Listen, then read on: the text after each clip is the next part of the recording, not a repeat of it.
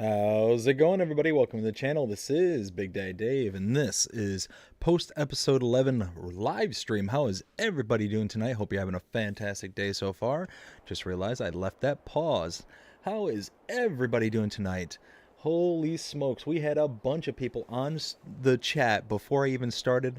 That is awesome. Jonah, starting with you, thank you so much for hopping on before we started. It is never too early to leave a comment. Yes. That is 100% true.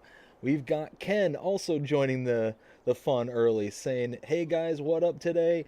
Ken, oh man, it has been a really good day today. Really good day today, but it's been an interesting couple of weeks. It has been nuts. Whew, we will get into that later on. Jody!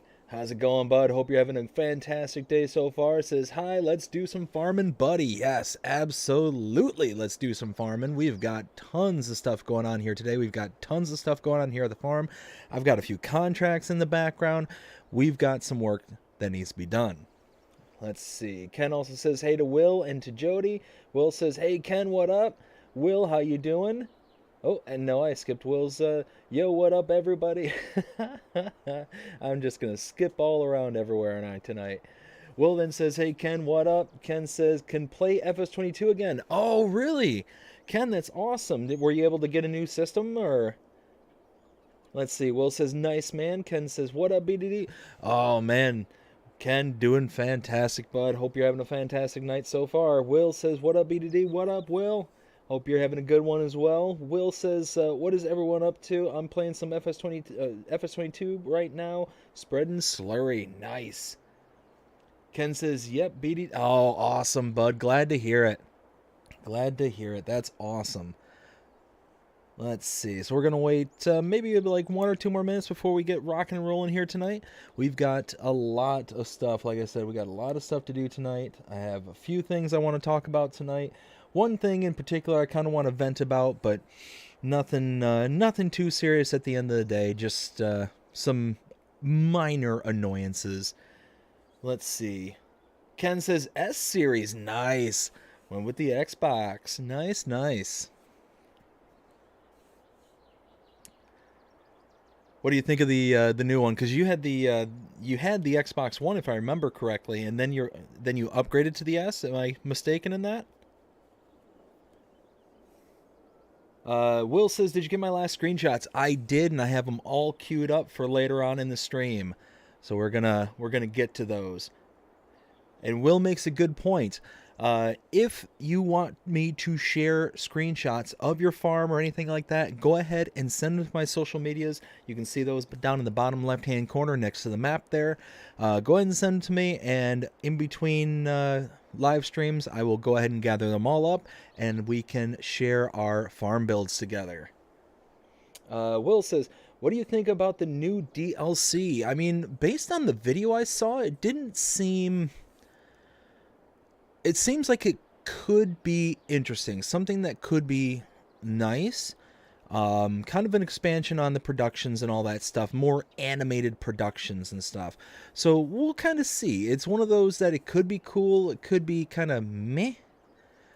And I mean, for what was it, $8 or something like that? It better be more than meh. That's all I have to say. Let's see. Ken says, big thanks to my partner.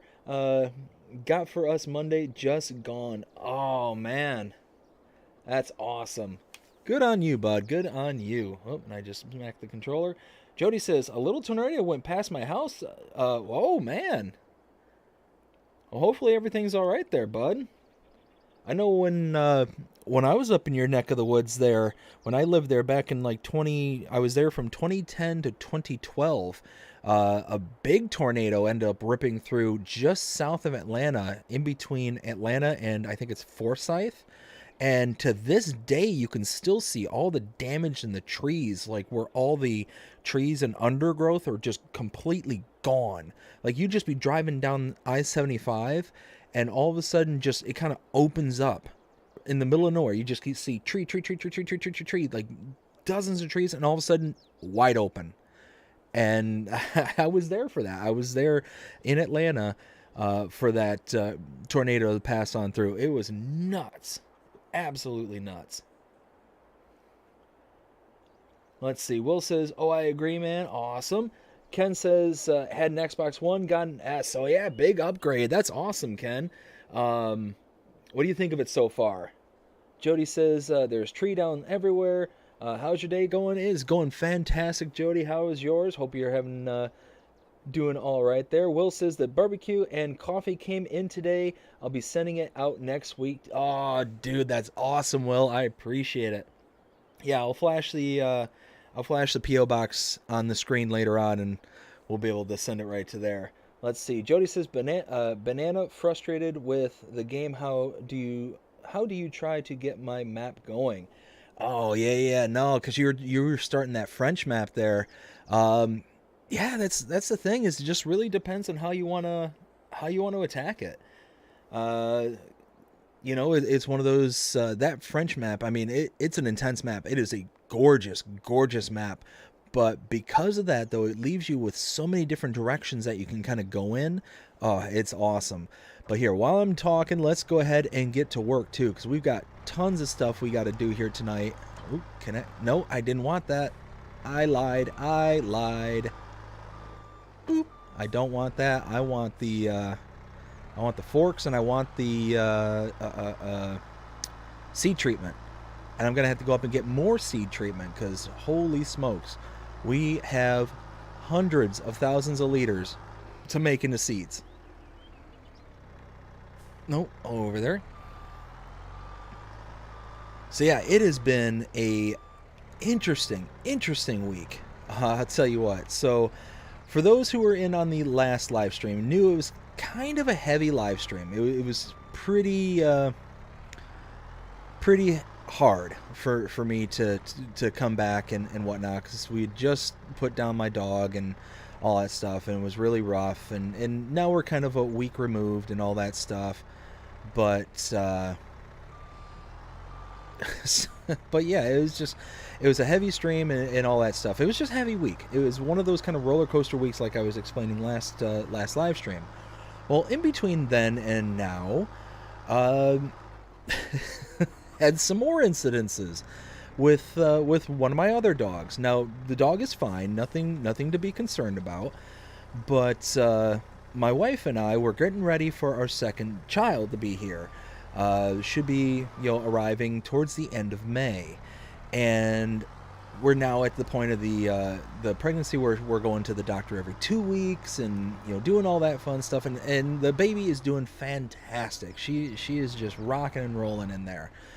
Well, we decided that we needed to kind of upgrade the kids' room, because we really don't have a good layout in it. It's a little bit of a smaller room, but we've got like the crib in there, we've got a changing table, but we didn't have much of anything else. We had some built-in kind of storage shelves underneath the closet kind of thing, and other than that, we really didn't have much room for anything else. And now we have all the baby's clothes that we had from when my daughter was first born, so all of her kind of hand-me-downs that we're going to be given to our new daughter. Well, what ended up happening is we went to the local IKEA and decided, we're going to take a look at some furniture and see what we can get that's relatively nice and not too terribly expensive kind of thing. Well, we came back with a nice little 6 drawer dresser. Very nice. I'm pretty pleased with it. Spent several hours installing it and making it wait, did that? Oh no. No, bad, evil. Hold on. Why is that not taking it?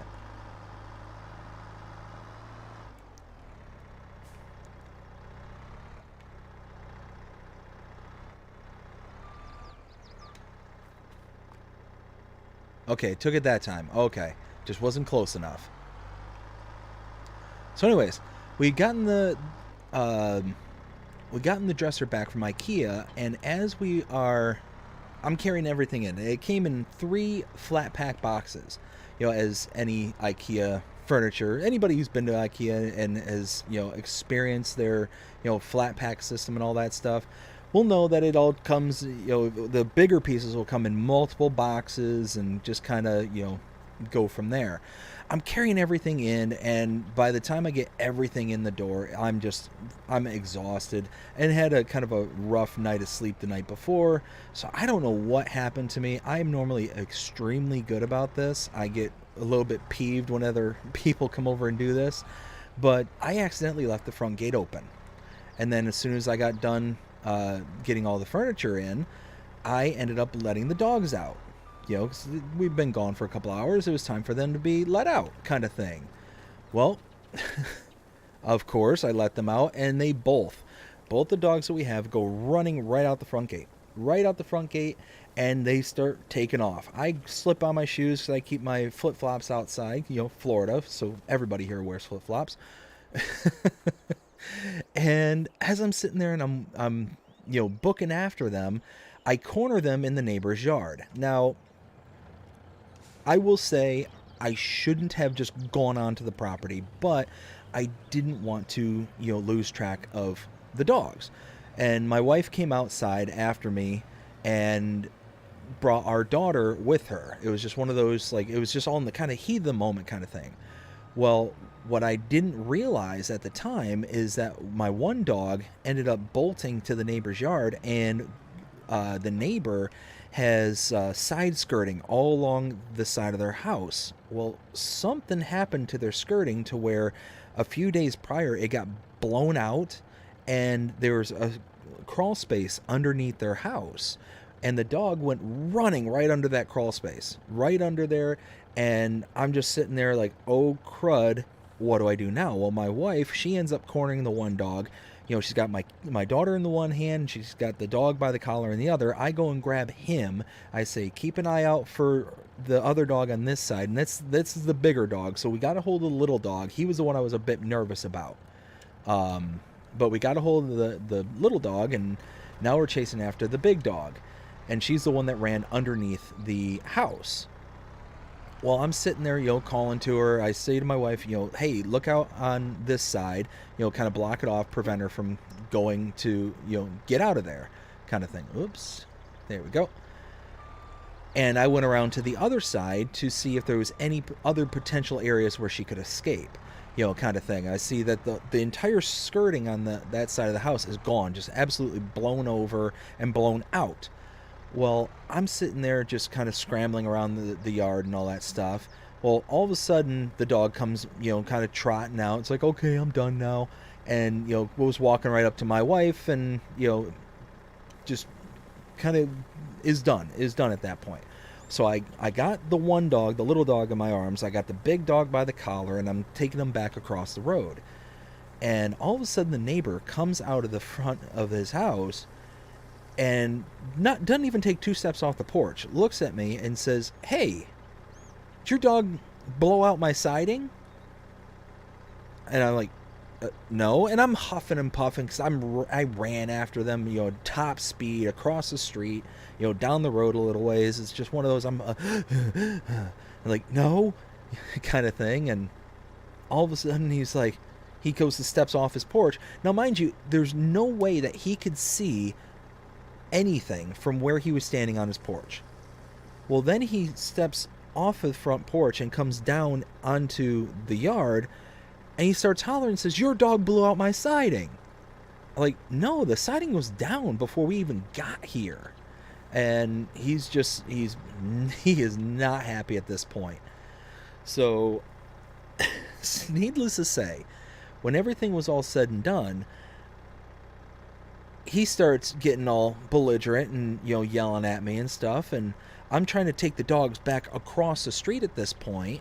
And again, my wife is standing right there holding my 2-year-old in her arms, kind of thing. And all of a sudden, as I'm starting to walk away back to my house to put my dogs in my yard, he's hollering saying, I'm going to shoot your dog. I'm going to shoot your dog. Kind of thing. Or sorry, he didn't say he was going to shoot. He said, I'm going to kill your dog. And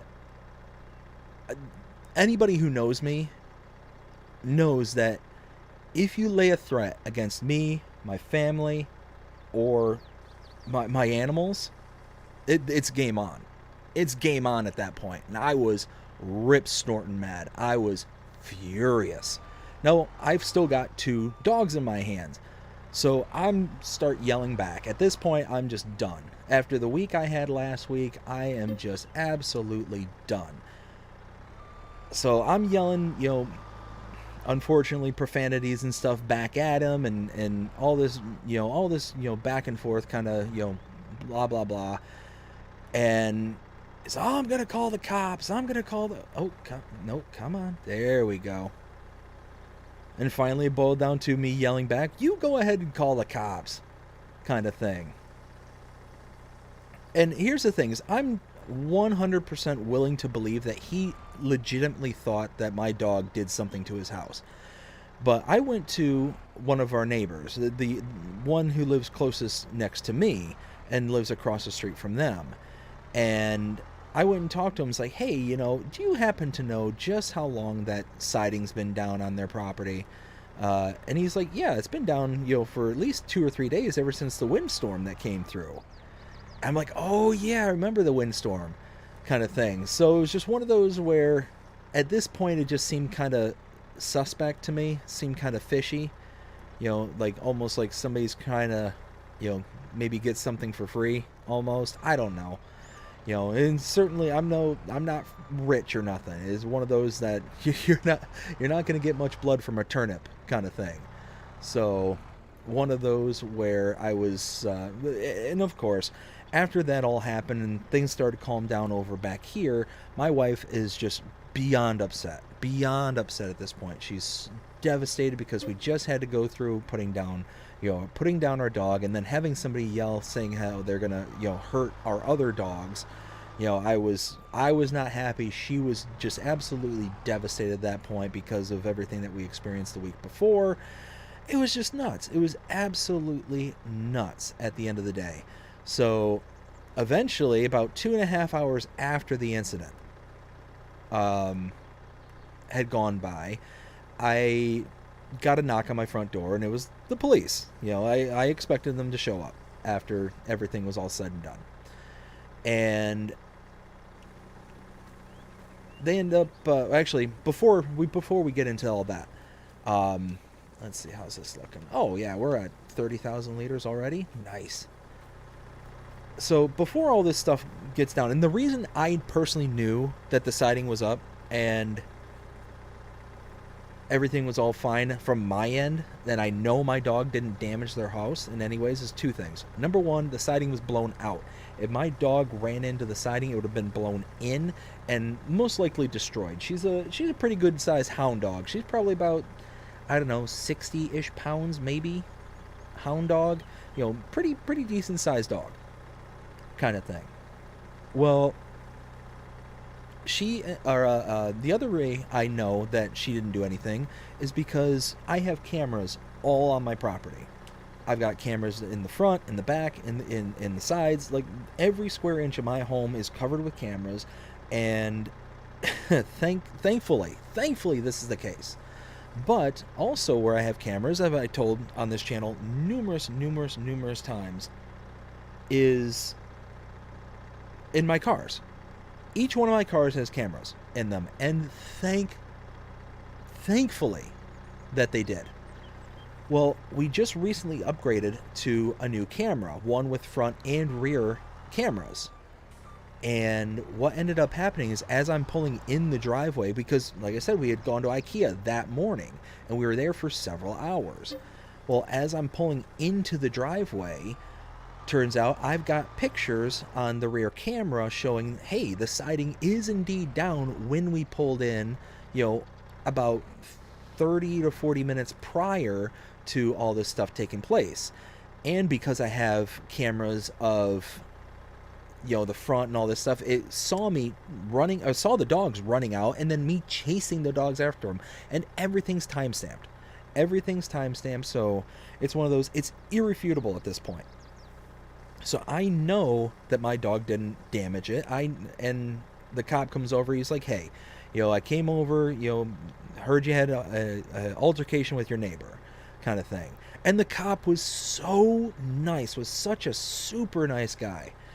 And I'm sitting there explaining to him everything from my point of view, and I told him, it's like, look, I can totally understand where he might think, if he wasn't outside or hasn't been outside for a couple of days or whatever, I could totally get why he would think that something like that could have happened. I understand it. And I understand him being upset. I'd be upset too if somebody came onto my property unannounced and uninvited.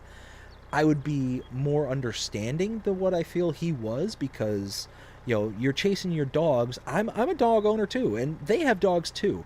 The wild thing about all this, before I go any further into the story, is they've got 2 sets of little dogs, the little white dogs, and they let them out in their front yard. Now, mind you, there's a road, a pretty active road, right in front of my house, and they just let their dogs run around. I've had their dogs come over to my yard several times, and my yard's fenced in, but because my dogs are normally on the back side of the fence, their dogs will see my dogs out in the yard, and they'll want to come over and play and bark and all that stuff. I've never cared. It's like, okay, it is what it is, kind of thing. Their dogs, just bad timing. The only thing that kind of upsets me is that they let their dogs out in the front yard with no protection for them whatsoever. They could go out in the middle of the road and get run over by the next passing car, kind of thing. That's something that's always bugged me about it, but that's neither here nor there. They're not my dogs. One of those not my pig, not my farm kind of scenarios. So one of those where it seemed very hypocritical at, in hindsight, kind of thing. Well, as I'm sitting there and, talking to the cop and letting him know, hey, this is everything that I've got cameras, I've got all this stuff, I can show you everything. He's like, look, I 100% believe you. Before you get too deep into all this, I 100% believe you. I can tell that sighting's been down for days. I know this didn't just happen, kind of thing. And the way that it was blown out instead of blown in. And if a dog, the size of your dog, and I showed him pictures of my dog, and he's like, yeah, no, there's no way that your dog would have gone into that siding without destroying it, without absolutely destroying it. And he's like, look, I'm not here to assess blame. I'm not here to sit here and say that you're a bad person, that you did anything wrong, kind of thing. The only thing that you did wrong was that you stepped foot on his property without getting his permission first. And I told him, it's like, look, I completely understand it. I would be upset too, but one of those that I couldn't let my dog just continue to run around roaming while trying to ascertain his permission.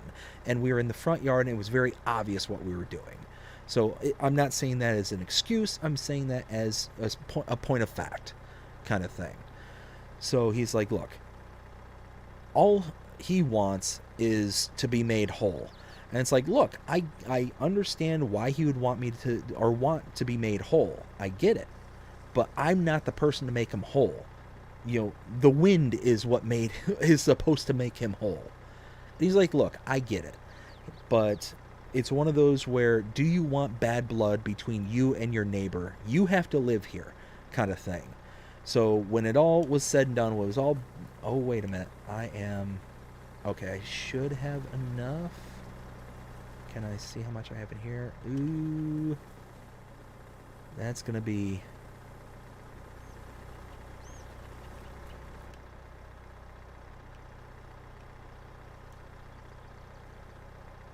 Okay. So it is pouring. It's just going very slowly. There we go. So what I need to do now is I need to go get some... I need to go get some more... where am I? There I am. I need to go get some more seed treatment. And this is almost full. So this is just chugging along. Now, for those who don't know, and the reason why I like to do this process, even though it takes a while, you can see we've got 142,000 liters of barley that we're going to be changing into seeds. The reason that I'm going to be changing all this into seeds is twofold. Number one, the conversion. You get, for your barley, you get a little bit more than about I think it's a little bit more than 2x the amount of seeds than you do for barley. So 142,000 liters of barley is going to turn into almost 300,000 liters of seed kind of thing.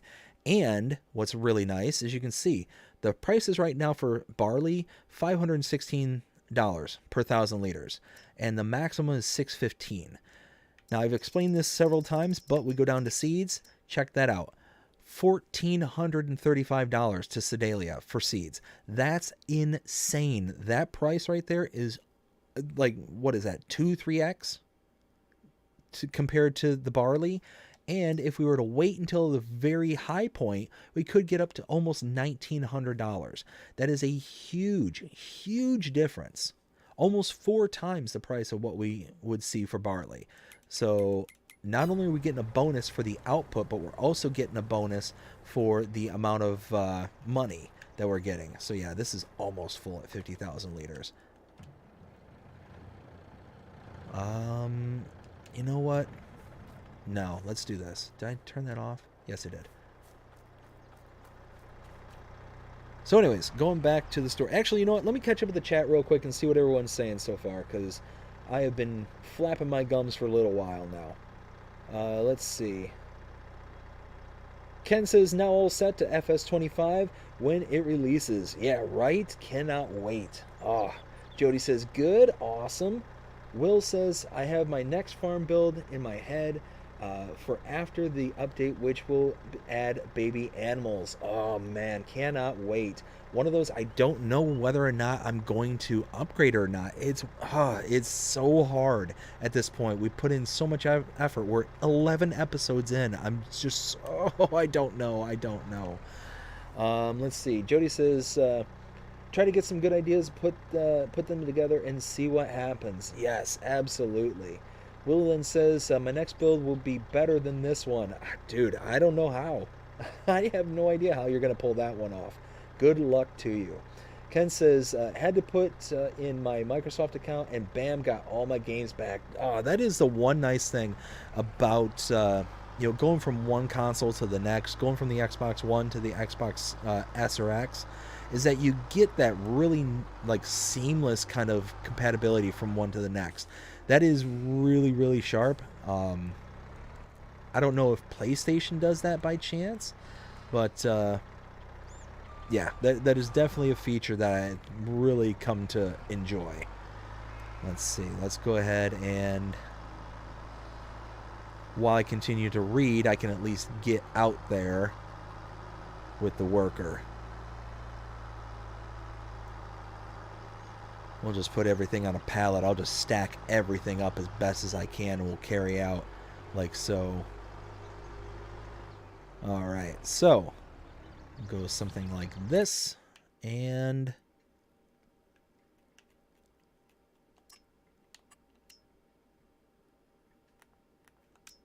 there we go. So, let's see. Will says, I got a shout out from another YouTuber on Monday. Yeah, Will got a big shout out too. That was awesome. Looney Farm Guy gave Will a big shout out, which was really cool. Will says, there you go, Ken. Ken says, it's smaller than the Xbox One size, wise, LOL. Yes, it is. It's wild. It's you think about electronics and stuff, over time, they've gone from being absolutely massive. You think like a computer, perfect example.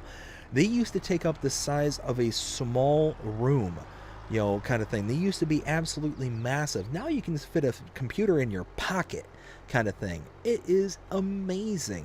Like, thinking about all the stuff. Now, you go from the Xbox One to the Xbox Series X, and that's a bit chunkier. The X, I'm looking at mine right now. That thing is a behemoth of a system.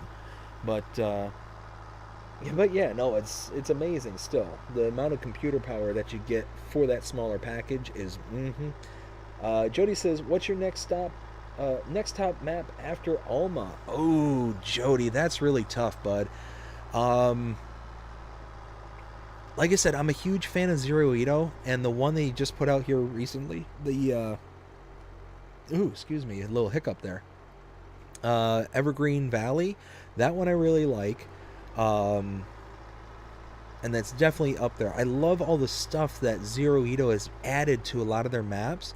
It just makes it feel just that much more immersive. All the different production points and all that stuff is really nice. Again, the only issue I have with Zero Ito is the music. The music playing at the shops drives me absolutely nuts because I will not do a series with Zero Ito's maps.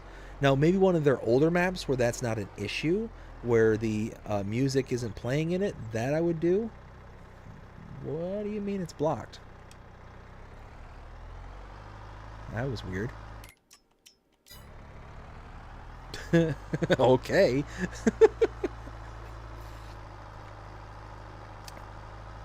I don't know what happened there. But, let's see. Jody says, where's your wife pregnant? I think it's supposed to be, how's your wife pregnancy going? It's going fantastic.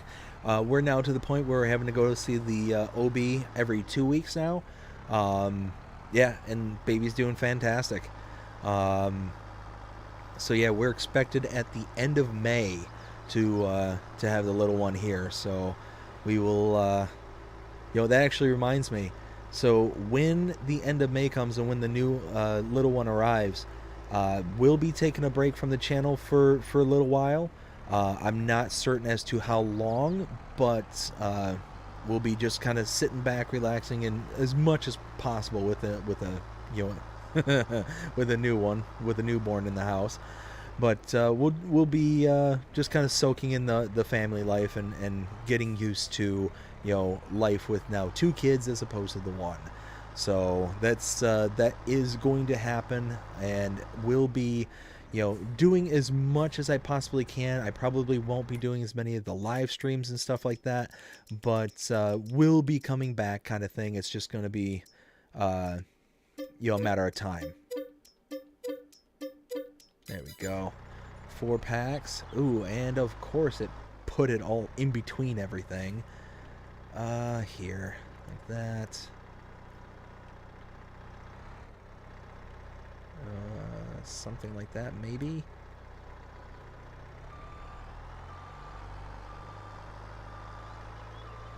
Is it down over here, maybe? Where are the other 2?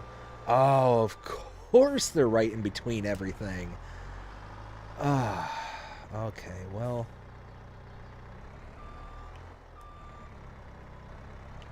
So anyways, nope, I didn't mean to do that. Am I able to get to this without bumping into everything? Probably not.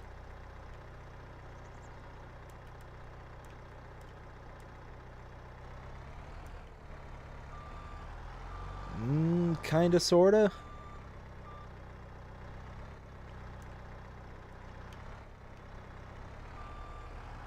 There we go. And then back out. Alright, let's get that last little pallet right there. I see you, pallet. Coming for you. Nice. So anyways, so yeah, that's my only issue with Zero Ito maps, is just not feeling like I can, fully utilize them for the channel and really get a chance to enjoy them. And I know there's, particular ways I may be able to kind of compensate and all that stuff, but it's one of those where there's so many good maps out there that are not going to require me to kind of overcompensate for them, that I think I'd rather show those maps some love than have to potentially take on additional bodies of work. Yeah, there we go.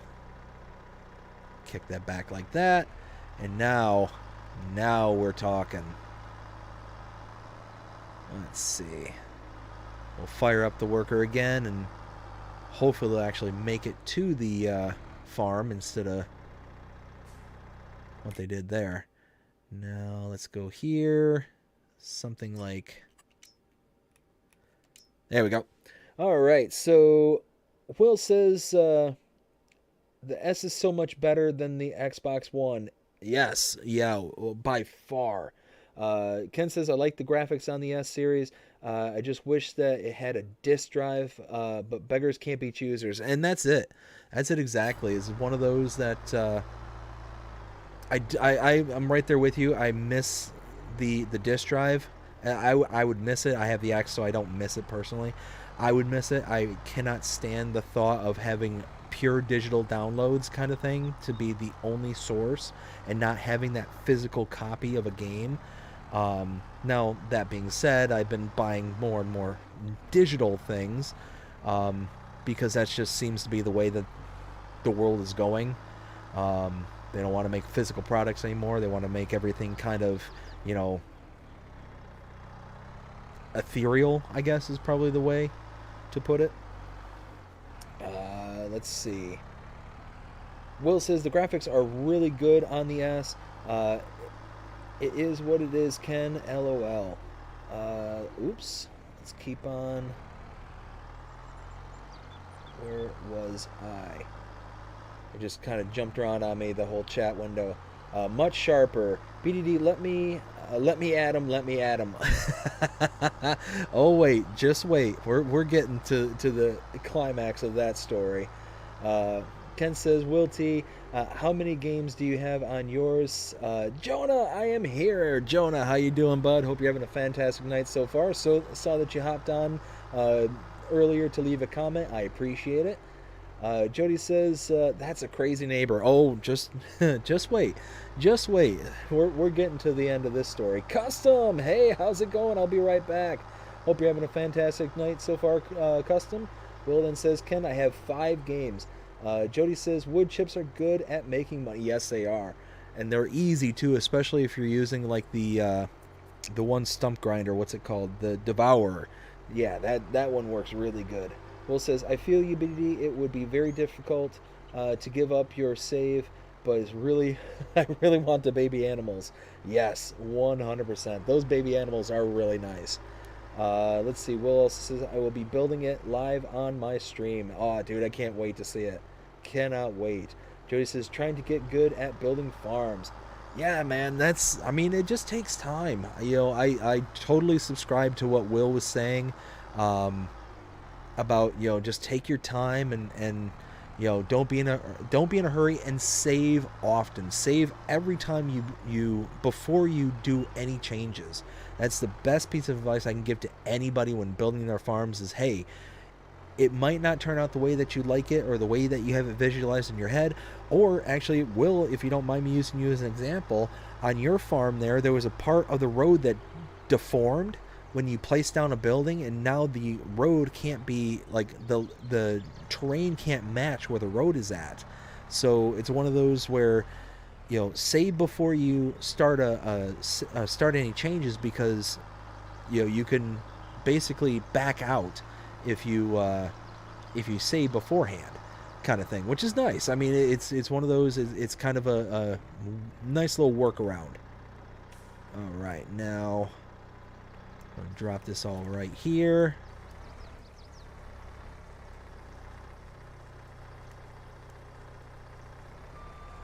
And just like that. Beauty. Actually, you know what? Why did I do that? I could have just done this. Something like this.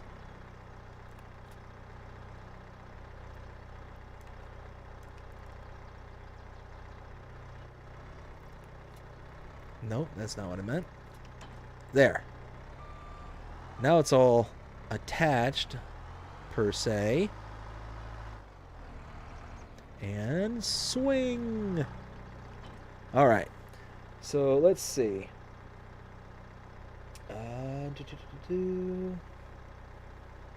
Levi, yo, what up? 2 days ago was my birthday. Levi, happy birthday, bud. Oh, that is awesome. Congratulations on the birthday. Ken says, I'm having trouble downloading the Evergreen Valley map. Keeps on failing. Man, Ken, I feel like everything is failing here lately.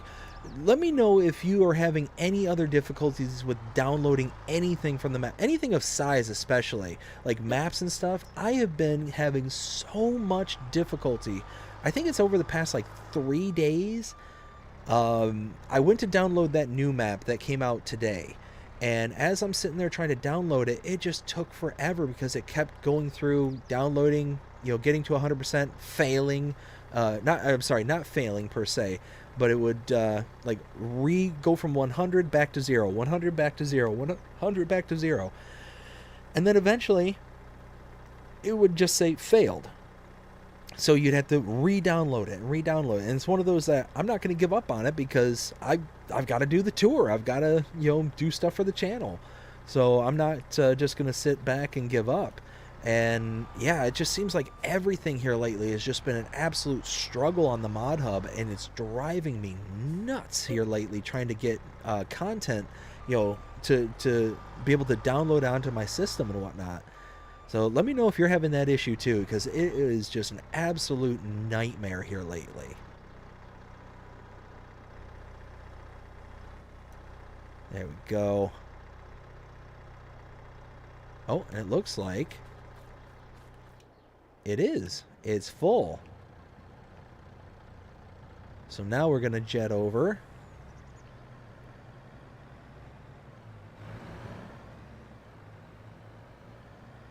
To the silo and dump this out because I don't have any place to store this on site. Alright, so again, we're going to just let the worker take it over so I can sit here and keep reading the chat, catching up, because I think I'm getting close to the end. Let's see. There we go. So something like that. Alright. Ken says, hey, Levi, happy birthday, Levi. Oops, and it jumped around again. Jody says, we will miss you then. Levi says, thanks, it was yesterday. Sorry, I messed up. Oh, yesterday. Gotcha, bud. Well, still, happy birthday, bud. Jody says, love the PS5. Yeah, PS5 is nice. Custom is back now. Nice. Custom, how you doing? Jody says, that's a good map. Bally Spring. Yes, Bally Spring is a great map. Wilden says, we will miss you, BDD. Oh, I appreciate it, guys. Yeah, it's one of those that I won't be gone forever, just maybe a couple of weeks there. Like I said, I might produce like small bits of content, like tours and updates kind of thing. Likely won't be progressing any stories in the Let's Plays or anything like that, but yeah, one of those where it will be temporary, just to kind of reacclimate to the new living situation with the new little one, and kind of go from there. Ken says, I question for everyone, can you an external memory drive on the Series X? So I know that my console, the Xbox Series X, will let you use an external hard drive. But I don't think it lets you like play games off of them. It's only for storage kind of stuff. So you basically have to do a lot of swapping back and forth between, moving games to the hard drive for storage and then moving them back for like playing and stuff like that. I don't know why they set it up like that. If like there's certain like limitations or whatnot that external hard drive has compared to the internal. But I don't know. It's a bummer. But that's my experiences. Will says my farm build will be like a tutorial on how to build a good American farm. I feel like it will help people. Yes, absolutely it will. Ken, I believe so. Jody says I have trouble downloading Mason County. Yeah, it just seems like everything here lately has been an absolute nightmare to try and get up and running and downloaded from the Mod Hub. I don't understand what is going on, kind of thing. It's got to be some kind of technical issue going on. I know they are having an issue like 3 days ago where nothing was downloading, and they were having all sorts of issues.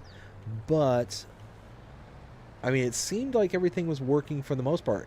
Now, when I first started downloading stuff this afternoon to do my tour earlier today, it worked just fine for about, I don't know, 3 or 4 mods. It worked fine for the map. It worked fine for like 2 or 3 of the required mods. And holy smokes, did that map have a lot of required mods. It was nuts. And I will be talking about that map here in a little bit. But yeah, it's just one of those where it just all of a sudden started failing like out of nowhere, and it was a real bummer because it just makes it take that much longer. I could have produced that map tour, infinitely sooner, but it's sitting there and I'm just waiting and waiting and waiting. So I don't know what's going on, but Giants, get your stuff together. Stop it. Anyways, let's see. That is the one thing I like about this belly dump trailer, this lizard belly dump, is that it's got the rear articulating wheels on it, so it gets into these tight little corners so nice. No. All right, now.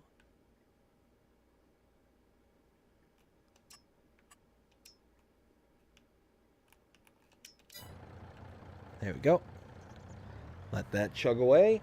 Let's see. Will says BDD it will be extremely better. I have it all planned out in my head. That's awesome, man. That's and it's blocked. For some reason, it's blocked. Because how dare you drive up beside me? AI worker says.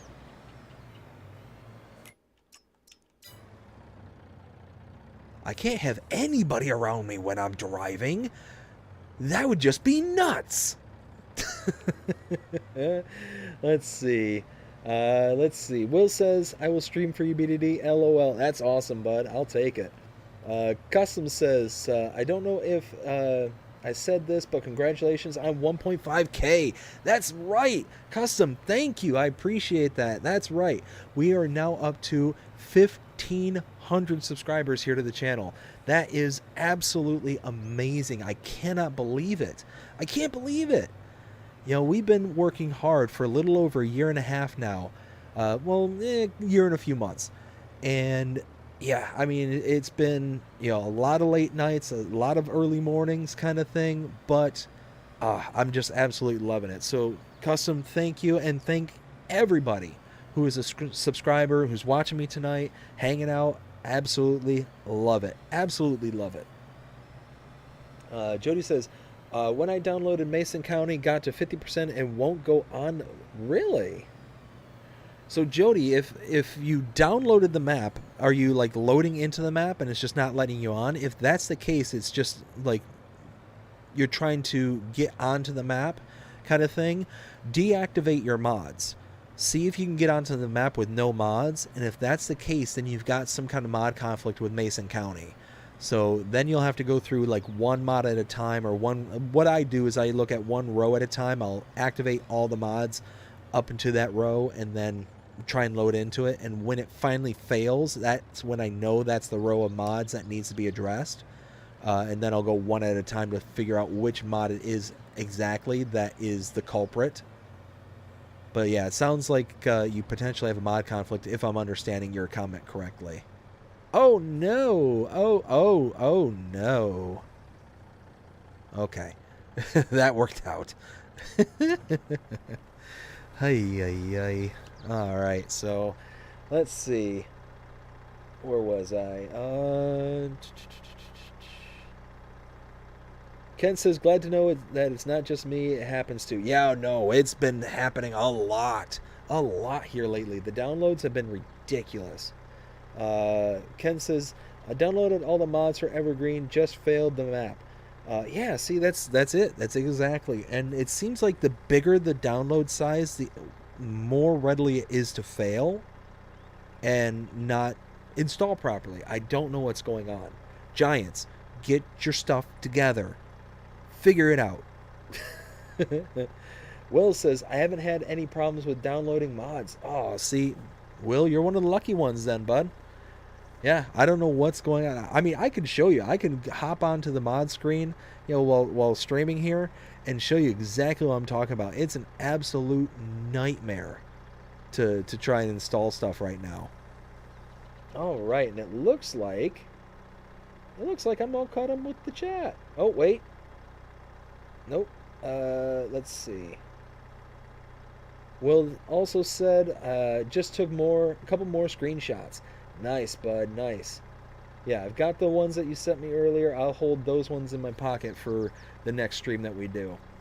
So now, let's continue on with the story. So, like I said, I was talking to the cop, explaining that, I've got cameras, I got all this stuff. I can prove to you that everything's, on the up and up from my end, and that it's a misunderstanding from their end. And then I was explaining, like, hey, this guy was threatening my dogs. He was. Now, my wife seems to think that he said something as a threat to us and whatnot. I didn't hear it, and she can't remember what it was that she thought she heard. So it's one of those, like, look, I'm going to chalk that one up as to whatever kind of thing. Now, as I'm sitting there going back and forth with the cop, he's telling me, look, I'm not here to get anybody in trouble. I'm not here to do anything like that. I'm not even going to write a report on all this stuff. All I'm here to do is to kind of be the I don't know, the moderator or the mediator, whatever the word I'm trying to find. The kind of the middleman in this. And it's one of those that all he's asking for is to be made whole kind of thing. It's like, look, I'm a reasonable guy. I really am. And maybe even to a fault. One of those where, had he said, hey, would you help me? As a neighbor, I would have been like, absolutely. I would have been like, absolutely, let me put my dogs away and I'll help you out. Or if he just would have spoken to me civilly, I've been like, look, my dog didn't do this, but I will absolutely help you. Put it back up and all that stuff. That's the kind of guy I am. I tend to be a pretty easygoing kind of guy. I'm pretty mellow kind of thing. It takes a lot to get me fired up. But when I'm fired up, watch out. Watch out. Because it's one of those, it takes a lot to push my button. But once it's pushed, it doesn't come down pretty easy kind of thing.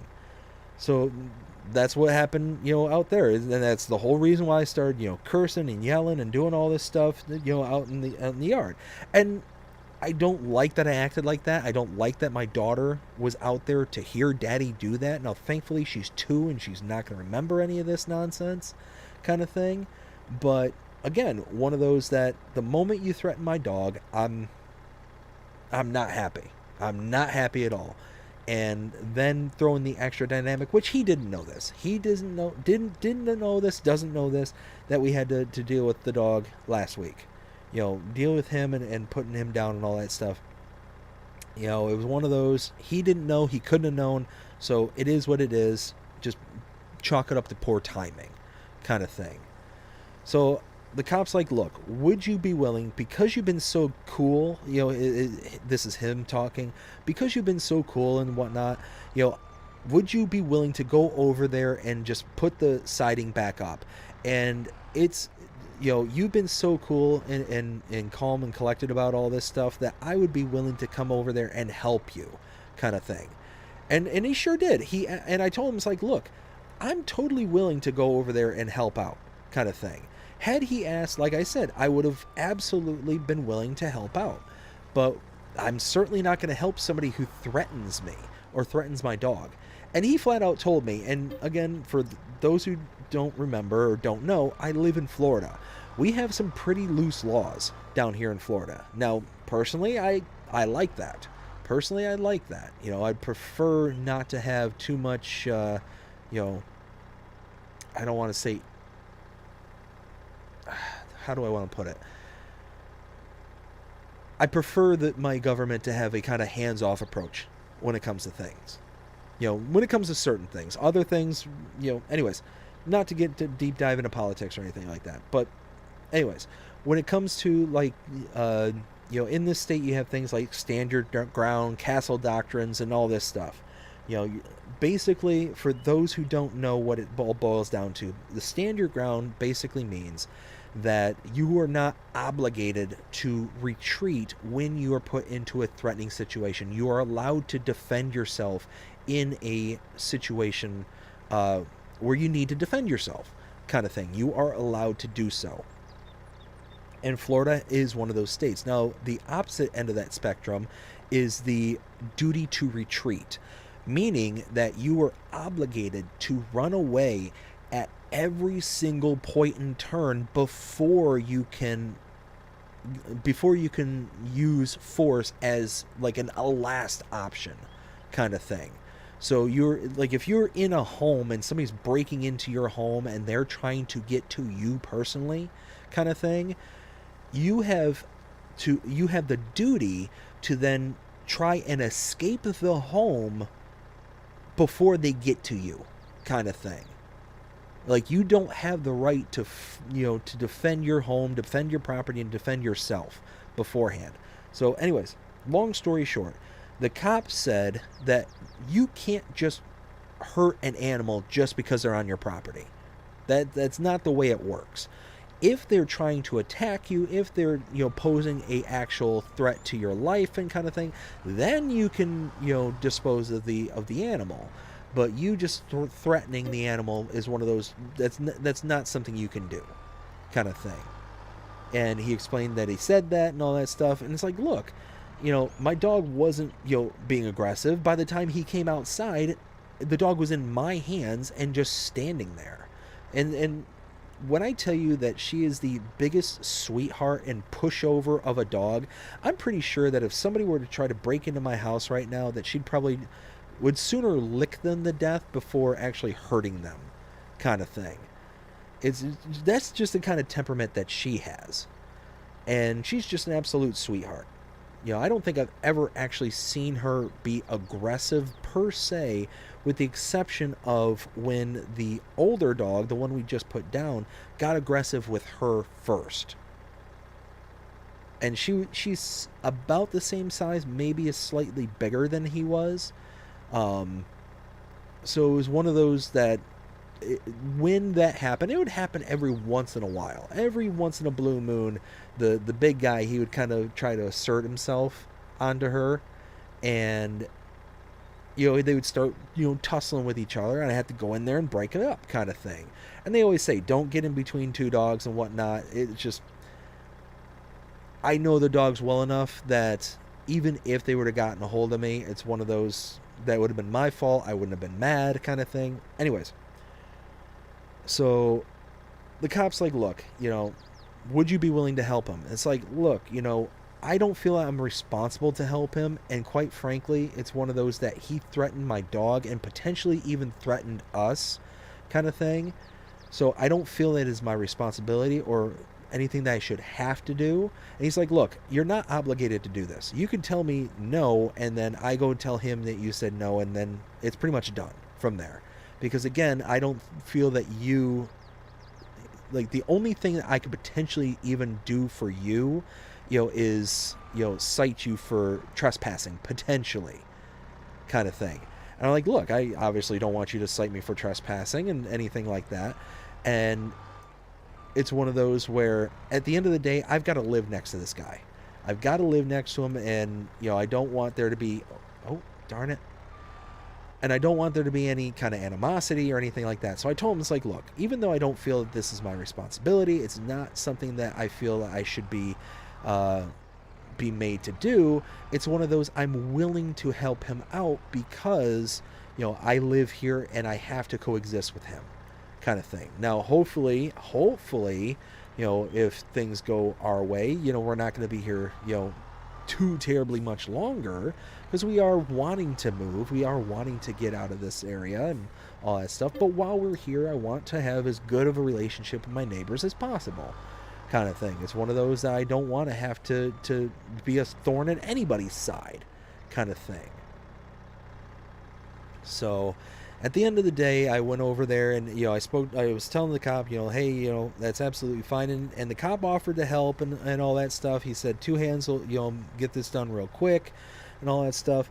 And he went over there, just said, hey, we're going to be working on the side of your house and we're going to fix it and get it all said and done and just get it all over with, kind of thing. So one of those where at the end of the day, when I went over there and I put it all up, it took maybe 5 minutes between the two of us. And that's the other reason why I was like, you know what, it's not going to be that big of a deal just to, you know, go over there and put it all back together kind of thing. And at one point, the deputy, he was, you know, putting the siding up on his side, because I started on one side of the other, and the deputy started on the other side. Again, huge shout out to this deputy. Super cool guy, and yeah, big time, awesome dude. And, you know, he was sitting there, you know, trying to put the siding back in, because basically the way that it works is it basically fits into a tongue and groove underneath the paneling on one side, and on the ground there's a piece of tongue and groove channeling on the bottom that you got to fit it in as well. And he's sitting there, you know, folding it up, and all of a sudden, like, one part of it actually breaks. It's so brittle and sun damaged that it just kind of snapped in his hand. And one of those, he's like, he looks over to me and he's like, this is also how I know that your dog didn't hit this. Is that it was so sun damaged and so brittle and easy to break that had a dog of any stature ran into it, it would have just blown a hole in the side. Like the little cartoon kind of cutout kind of thing. It would have been a perfect impression of what the dog looked like. So yeah, at the end of the day, I basically, you know, acted as the bigger person and was like, look, I don't want any beef. That's the last thing I absolutely want. You know, and eventually the guy came outside and I like, look, you know, sorry that I was on your property without your permission kind of thing. It's one of those, I told him, it's like, look, my dog didn't do this. I'm here because I don't want there to be any bad blood. We live right across the street from each other kind of thing. So let's just hopefully move forward from here and try and have a good day kind of thing. So it was one of those where it sucked at the moment. I shook his hand and we just kind of went about our merry way kind of thing. But it was one of those kind of exercises in adulting kind of thing. You know, yeah, it would be so much easier and probably far more satisfying to sit there and just kind of, you know, do a bit of hand gestures and say, no, I'm not going to help him out because, you know, the way he acted. But it's one of those where then there's going to be bad blood. There's the potential of him actually making good on his promise or hurting one of my animals, you know, or anything along those lines. So you'd never know who you're interacting with. And the moral of the story, at the end of the day, don't get into it with somebody you don't know. Take my story as an example of what not to do. Now, I don't feel I did anything wrong, but what I shouldn't have done is match his energy. At that point, I shouldn't have matched his energy, because you don't know who you're dealing with. You don't know who, and this is both sides. You know, had I had lost my temper kind of thing and just said, all right, forget it, and just let go of the dogs and had it out with this person, you know, who knows what would have been at that point.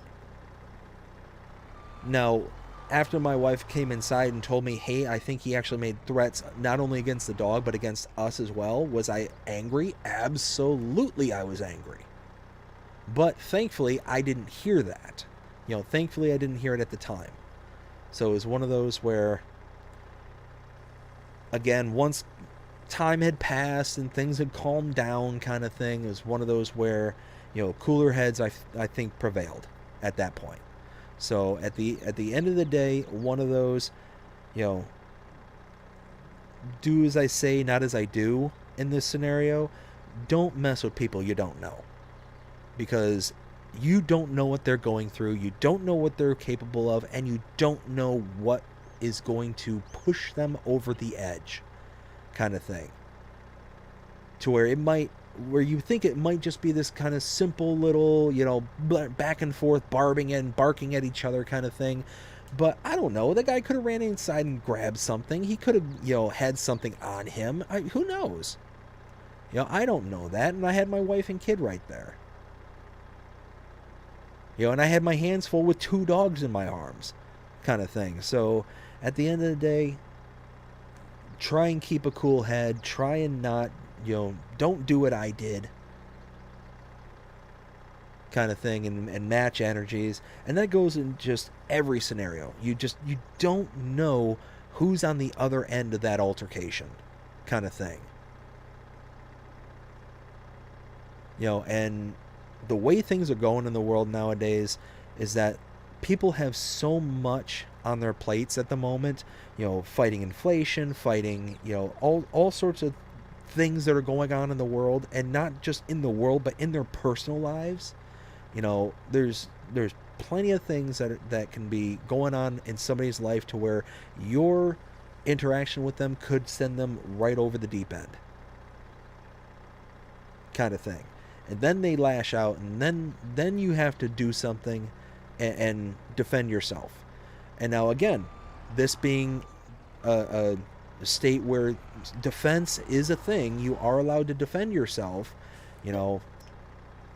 I have the means to defend myself, and it's one of those where it is what it is, kind of thing. And I will absolutely defend myself, especially when my wife or kid are right there.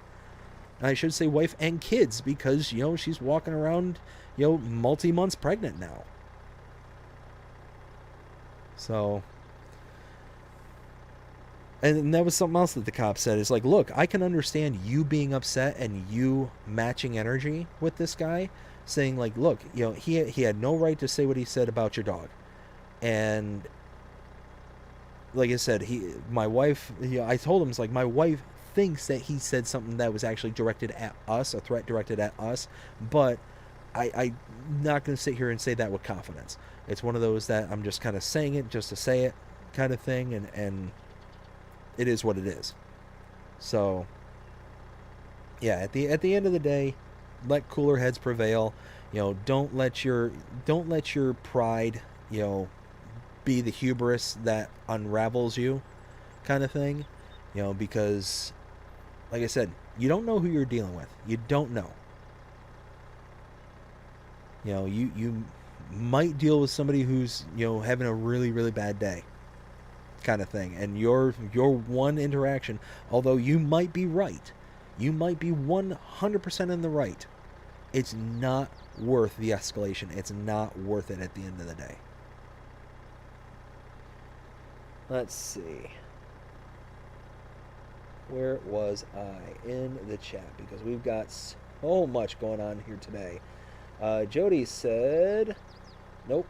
Custom says, sorry about the time it was taken to get the logo done, but I will have it done with it soon. Oh, man, Custom, I can't wait, bud. I cannot wait to see it, bud.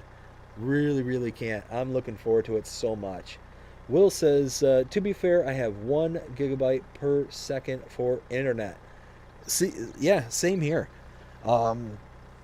Yeah, I don't know what's going on with it, though. I don't know what's going on with the mod hub.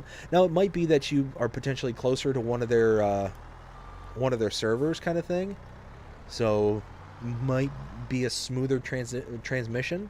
Kind of, who knows? It could be the internet service provider, for all I know. Yeah, who knows? All right. Oh, nope. Back. All right, let's keep on trucking through this. Ken says, my partner has been watching some of your streams with me and has asked me how she can join your channel, BDD. So do you mean to join the channel as in subscribe, or as in something else there, Ken? I'm not 100% sure what you mean by join the channel. But that's awesome. I'd love to have her as a subscriber, and yeah, just clarify what you mean by that. Will says, I have 33 followers on Twitch, getting closer to 50. That's awesome, Will. Congratulations, bud. Will then says, hey, Alligator, I have someone for you, LOL. BDD found a solution for your problem. You know what's sad but true is that is all too common of a solution down here in Florida. There's part of the Everglades um, that a lot of very, very bad people will go to, and there's plenty of critters down there that will hide things on us. So yeah, unfortunately, you're not too far off. Actually, really wild story.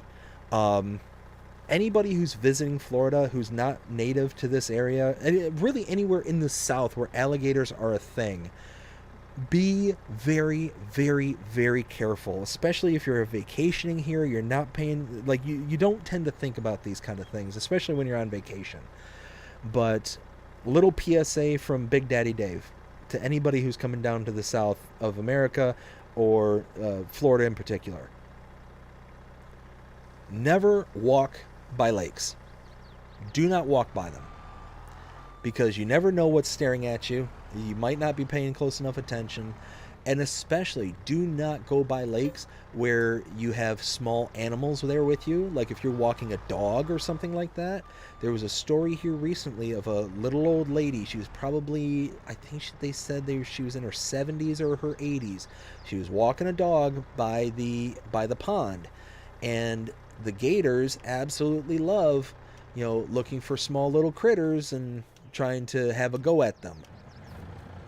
Well, this woman was walking her dog next to a pond, and all of a sudden a gator went to attack and go after the dog. Well, the dog slipped out of the way, but the lady unfortunately didn't. And because she was she was old, she was in her 80s, it pulled her into the pond, and that was all she wrote. And this is somebody who lives in the state, who should know better, not to be, walking by, a pond or a body of water of any sort and not be paying attention to what's going on, kind of thing. So it's just that kind of complacency factor, I think, that just kind of kicked in that particular regard. And, rest her soul, it's one of those that, it's a tragedy. It's an absolute tragedy, but it's a tragedy that could have absolutely been avoided. And it happens. It happens, all too often down here, to where, people will be walking their pets and all of a sudden a gator will grab the pet, kind of thing. And they're everywhere. Gators are absolutely everywhere down here. There was the story of the Disneyland, or is it Disneyland or Disney World that's out here? I can't remember. Down here in Florida, in Orlando, of the family who came from, I think it was either Sweden or it came from overseas somewhere in the Netherlands, if I'm not mistaken. And as they were, vacationing, they let their little kid go swimming in the pond, like a couple of years old, maybe 2-3 years old, and a gator came and got him. It was absolutely tragic, and I couldn't imagine being the parents and going through something that horrendous. It's one thing to lose your child; it's another to lose your child to something like that. So, yeah, it's one of those. I will forever and always warn people. Gators are a thing down here. Down in the South, just be wary of that. Every once in a blue moon, very, very rarely, I'll go golfing. I've got a brother-in-law who really likes to golf. I have a cousin who really likes to golf. So I don't personally go out on my own and do that kind of stuff. But I cannot tell you the number of times where I've gone out to the range, or gone out to, not the range, to go out to the course, and we'll be walking by the ponds because we shank a ball towards a pond or something like that, and you'll see just dozens of them just sitting on the shoreline, kind of things, just sunning and easy there, sunning themselves, kind of thing. They are very, very dangerous. They're wild animals, so don't sit there and not expect them to act like one. So, anywho, that's Big Daddy Dave's PSA. Ba-da-ba. from I guess pseudo Florida man, the not so crazy Florida man. Florida man exists on a spectrum. there's Florida man like me who just kind of sits back and is chill and whatnot, and then there's the Florida man who's like, hold my beer. And you got to be wary of that Florida man. Anyways, where was I? Let's get back to the farm here, and I'll pick back up with the chat. Oh my goodness, Florida man lives on a spectrum. I enjoyed that one. I'm sorry. There's every once in a while I'll say something to say something out loud that really kind of tickles my funny bone, and that one really kind of did it for me. Oh my goodness. And what's funny, I got a funny story. I've got a buddy who a few years ago moved up to Chicago, and he always tells stories to everybody up there in Chicago about Florida man. In particular about me, because I tend to be a little bit more I'm definitely more country than he is. Significantly more country than he is. And what I mean by that is I'm willing to go hunting and fishing and, to have firearms and things like that. It's one of those that kind of stuff has never bothered me. Now, he is, very much a city boy. Very much a city boy. He would be absolutely beside himself, devastated without, internet or anything like that. It would suck for me, but at the end of the day, it is what it is, kind of thing. I'm a man of simple needs and simple wants. I don't have to have the internet. I don't have to have, all these kind of modern conveniences. About the most modern convenience I have to have, especially living down here in Florida, is air conditioning. That's it. In the ways of conveniences. But he's up there in Chicago, and he's telling all these stories about, Big Daddy Dave and Florida man kind of thing, and talking like I'm like the crazy Florida man. I'm like, man, I'm the tame Florida man. What are you talking about? Because the problem though is that Florida man, I will say this, there's an every state man. It's not just an exclusive Florida thing, kind of thing. Regardless of what anybody thinks, the reason that Florida man is so popular, is so like part of the cultural zeitgeist, is because the records request laws down here are so ridiculously simple. All you have to do is call up your local police station, and you can get whatever records that you want on anybody who's gone through their entire system, kind of thing. It is so ridiculously easy to get. You don't have to dish out money. You don't have to do anything like that.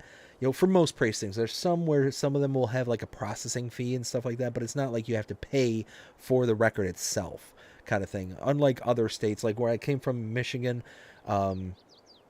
you get the crazies everywhere. Crazy people do crazy things all over the place, kind of thing. But there's just as many crazy stories that I can think of that come from the state that I was originally from compared to here in Florida. So again, he's telling all these crazy stories and making it sound like I'm the Florida man. And it's like, man, it's like you are the absolute worst when it comes to like,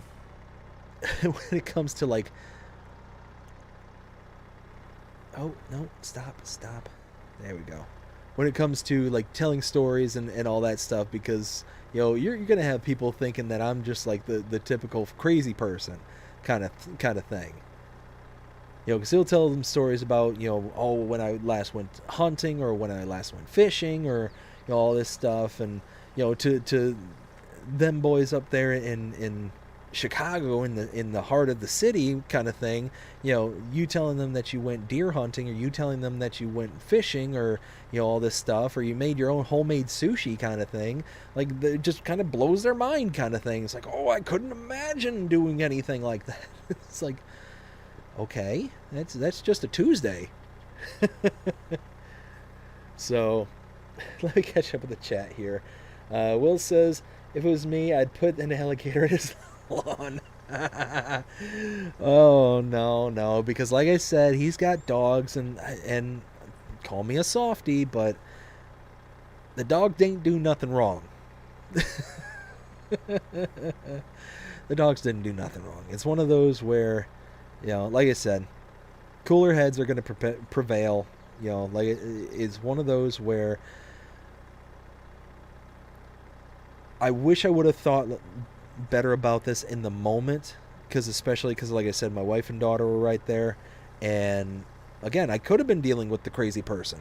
I could have been dealing with somebody who's willing to take it to the next level kind of thing, and not just go run and call the cops kind of thing.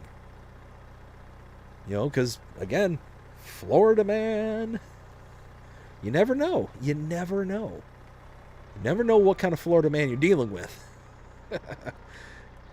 Never know which end of the spectrum they're on. So, one of those where, although in principle, I agree, but in reality, in actuality, not the best move to do. So, oh, there we go. We've got Ken saying LOL, Will saying it would scare him to the point he would be the nicest person to you. Yes. See, Will, it almost seems like you took the scene from Godfather a little too serious. The horse in that scene. Can make you an offer you can't refuse. Ay. Bent, hey, how's it going? Hope you're having a fantastic day so far. Being from Denmark, I think that's a very American thing. Yeah, I mean, I don't know if it's necessarily an American thing, and not sure exactly to what degree or what portion of the conversation you're referring to. But if you're referring to the altercation, I mean, an altercation can happen anywhere, kind of thing, and escalation can happen anywhere. It's one of those where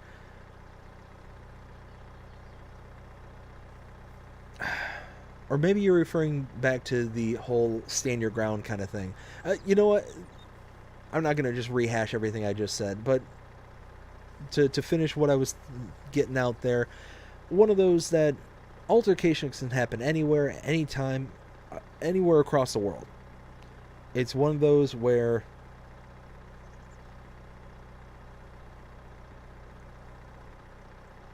people need to start using more of their head and less of their kind of baser instincts. And I think that in today's society, in the way that things are going nowadays, that people could stand to do more thinking and less reacting kind of thing. And it would, I think, kind of bear out a little bit better for a lot of situations. If people were more willing to talk and less willing to, act kind of thing, I think that it would be probably a better situation for everybody involved. But there are certainly times for action to be had. Don't think I'm saying that, in all situations and all circumstances, you need to, just kind of roll over and do whatever's necessary to avoid a fight. There are times where, confrontation is needed. Defending yourself is needed. So, let's see. We've got...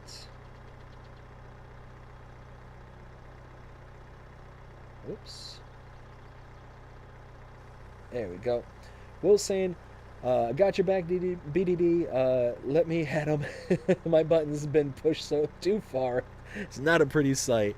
I tell you what, man. It's one of those that, yeah, like I said, it's one of those where I have a long fuse. But once that fuse is lit and it reaches its end point, heaven help you. I hope you have your bags packed, because it's not going to be pretty. You know, especially to what degree, you know, we're talking here. Like, I will never ever be the aggressor. I've always been taught from a very young age that you are not the aggressor, but be willing to end the confrontation. Be willing to draw it to its conclusion, kind of thing. So it's one of those where I will only be pushed up to a certain point, and then once I deem you as a threat, then it'll be dealt with from that point. See, Jonah, I'm having to watch 2 streams at the same time. Oh, you know what, bud? That's not a bad problem to have. I know I was listening into Driver 53 in their stream right before. I was listening in, you know, sitting there typing out all my notifications and all that stuff that I was getting ready to send out, and I was listening in. Speaking of which, Driver, again, greatly appreciate, you know, you lending your support to the channel and all that several weeks ago. I greatly appreciate it. Simon is the chipmunk that you were thinking of. So for those who didn't know, Driver 53 for some reason is dressed up in a chipmunk costume. I don't know why. It's one of those, I think it's safer for me not to know. But he was doing a stream while he was sitting there dressed up as a chipmunk, and he was calling himself Alvin. And I'm like, I'm sitting there like, no. And he's like, the glasses, Alvin. I'm like, no, Alvin was the front man. Alvin was the one in the red shirt with the A on his chest, and he was up in the front. You know, he was like the main kind of quote-unquote singer, the vocalist. And then I piped up and I wrote it extremely poorly. What I was trying to get across, I'm pretty sure the chipmunk that you're thinking of is Simon. Because there was 3 of them. There was Alvin, Simon, and Theodore. Alvin was the one in red, and he was kind of the main, you know, front person on the group. There was Theodore, who was a small, chunky one in green. And then there was Simon, who was in blue and kind of the nerdy, you know, smart one kind of thing. So one of those where Simon Driver, Simon was the one that you were looking for. Let's see.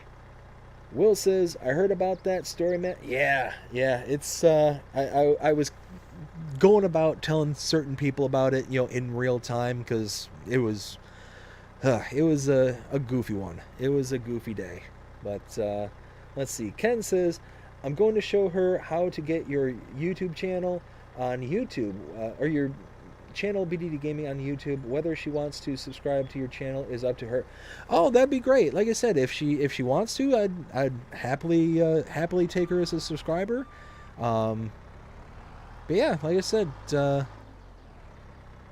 hopefully she enjoys the content, and maybe, who knows, one of these days maybe you can put me up on the TV there on your new Xbox there, and be streaming BDD Gaming while you two sit there and cuddle up on the couch and watch and enjoy the stream. Who knows? One of these days, maybe. Jonas says, do they allow loud laughing in Hawaii, or just aloha? Jonah, I love it. Jonah, that was good. Aloha. LOL, Jonah from Will. Jonah says 200 gifted memberships. No kidding? Driver 53 got 200 gifted memberships. That's insane. Good for him. That's awesome. Holy smokes. That's... Who knows, though? Maybe one of these days we'll get up to his level. Rub elbows one of these days with Driver. But, you know, gonna have goals.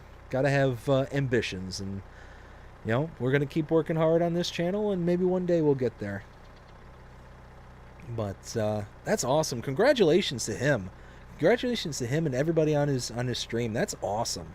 200 gifted memberships. That's crazy. Let's see. So we are just chugging along here. How much have we got in here so far? It looks like I got caught up to the chat. Holy smokes. That's awesome.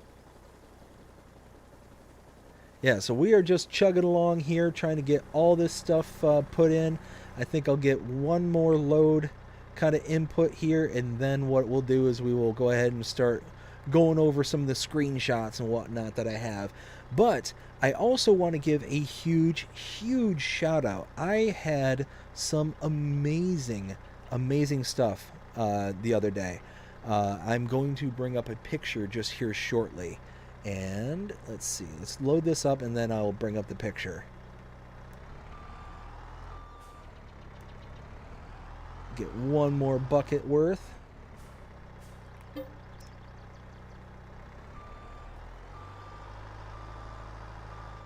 There we go.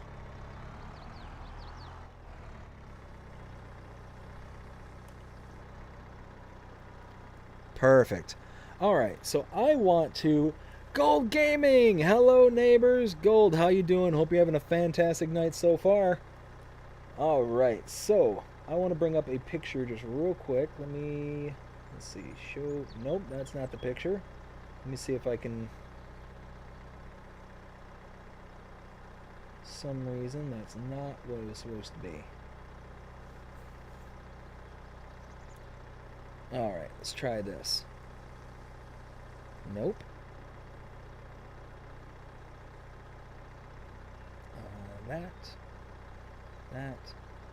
That. There we go. Now we're talking. Bam. This is what I want to show. So this is not a paid sponsorship or anything. This is just something I came across the other day, and it was absolutely delicious. Absolutely. I'm just absolutely blown away. So there's this little...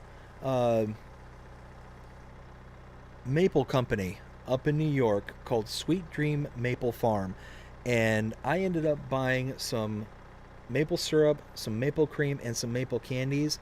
Holy smokes, was it delicious. Wow, was it... I've got a tub of this maple cream in my fridge, and this stuff is the bomb. I've never heard of maple cream before a few days ago, but wow, was it good. Was it so good. So yeah, I just wanted to give them a shout out here on stream. Sweet Dream Maple Farms, you can see on the syrup bottle right there. Oh, fantastic. Gold Gaming, never heard of it either. So it basically is, best way I can describe it is basically it's thickened maple syrup is basically what it is. And I feel like, why is this moving around? What are you doing? Where are you going? You taking a trip? Are you like the snail that's just gonna leave? Alright, well, it's still taking product, so that's fine.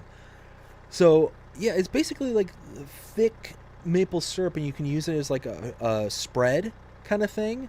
I tried it with my wife made some fresh made bread, and wow, was it delicious. So I had the fresh made bread, and then what we ended up doing is I put a little bit of butter with the maple cream on it. Holy smokes, was it good. It was so good. Wow. I mean, now don't get me wrong. For anybody who's potentially diabetic or something like this, that's not going to be for you. It is not going to be for you at all. And honestly, shouldn't be for me either. It's one of those, but I found my new my new sweet treats. Holy smokes. There we go. Bet it would be. Oh wait, nope, nope, nope. Where was I? Gold says, "What does one cream? No, like on a biscuit, maybe." Yeah, so a biscuit would be delicious. But like I said, my wife ended up making a fresh loaf of bread and put a little bit of butter and the cream on there. Ooh, yeah, it was good. Gold says, "All sounds great." I bet would be good in oatmeal too. Oh, I bet you it'd be delicious in oatmeal. Oh, yes, absolutely. Saskatchewan, hey, how's it going? Hope you're having a fantastic day. Why FS22 have monster truck mods in farming only? I mean, it's one of those kind of, the game is kind of to each of their own. You know, there's going to be people out there who are going to want monster trucks because they want to do silly kind of things, you know, and it being out there on the mod hub really doesn't take anything away from anybody, so it is what it is. Let's see. Going to see my girlfriend later on Tuesday. Awesome, bud. That is awesome. So we are just continuing to fill up this trailer here. Let's see. Gold says, "I'm the silly one he speaks of." See? That's it. It's one of those, like, to each their own, and it's awesome. That's what I love about this game is, you know, there can be silly things like that in the game, and to where the monster truck really doesn't have any point or purpose other than, hey, I want it kind of thing. And it's awesome that that kind of stuff can be out there. So one of those, like I said, it doesn't matter that it's out there because nobody has to download it. Nobody, if you don't want it, it doesn't have to affect you.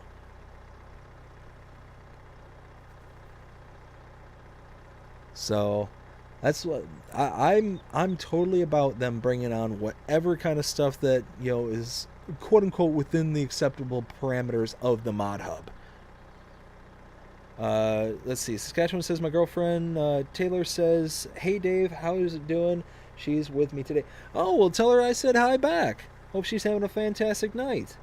Gold says, "Just breaks us from overthinking content, at least for me, a fun break." Yeah, and that's it. That's it exactly. I mean, for us content creators, we can just throw it in there just because kind of thing. You know, be, you know, kind of a cool little, you know, addition to the series that you're doing or anything like that.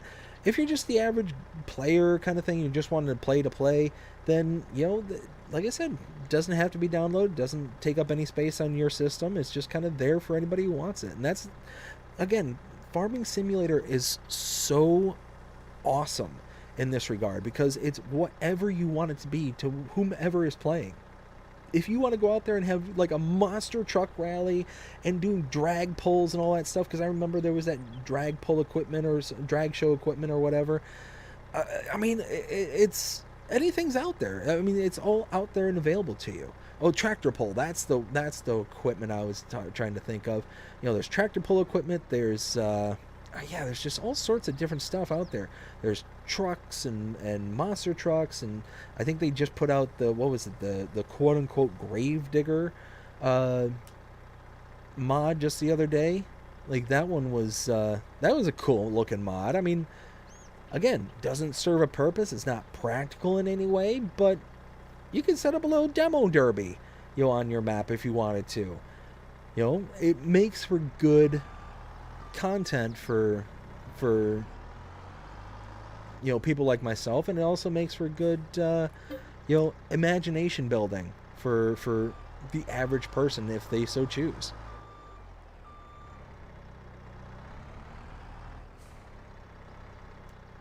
Let's see, drop that.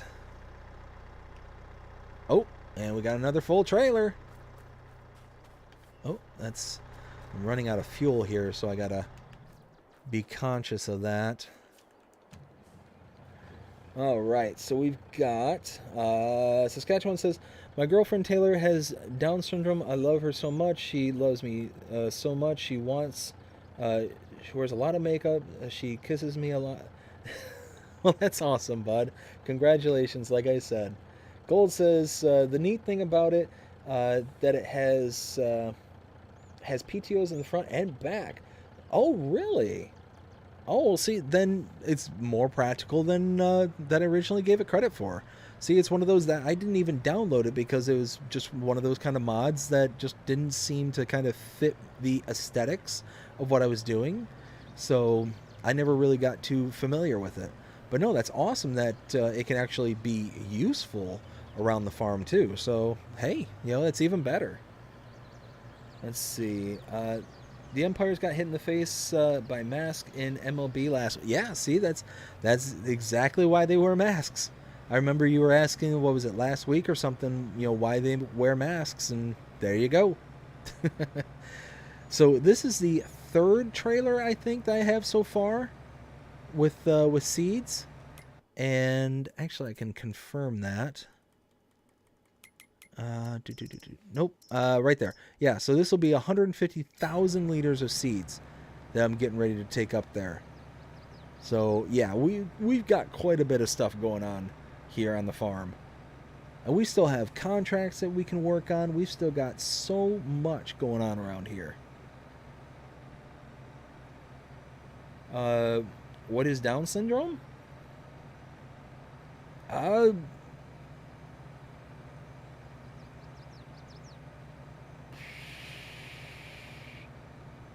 I mean, I don't know like the medical definition of it, so I'm not even gonna hypothesize a guess. Let's see. Let me go ahead and get to the silo here, and we'll keep on chugging along.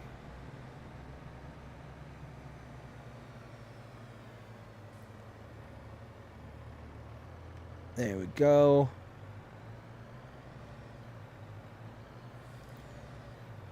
And then once I get back to the farm and continue loading, I will start showing off some of the screenshots that people have sent me. Oh, did I miss it? Oh, no, it's dumping. There it goes. Yep, there it goes. Let's see. Where was I? Gold says, sadly I haven't played my Alma in a bit. Did it get an update recently? Was there an update on Alma? I think that we had the small update, and we're getting a bigger update here soon. So, as best as I understand it, one of the big updates that we are getting... DJ Ice just subscribed to the channel. DJ, thank you so much for subscribing. Greatly appreciate it.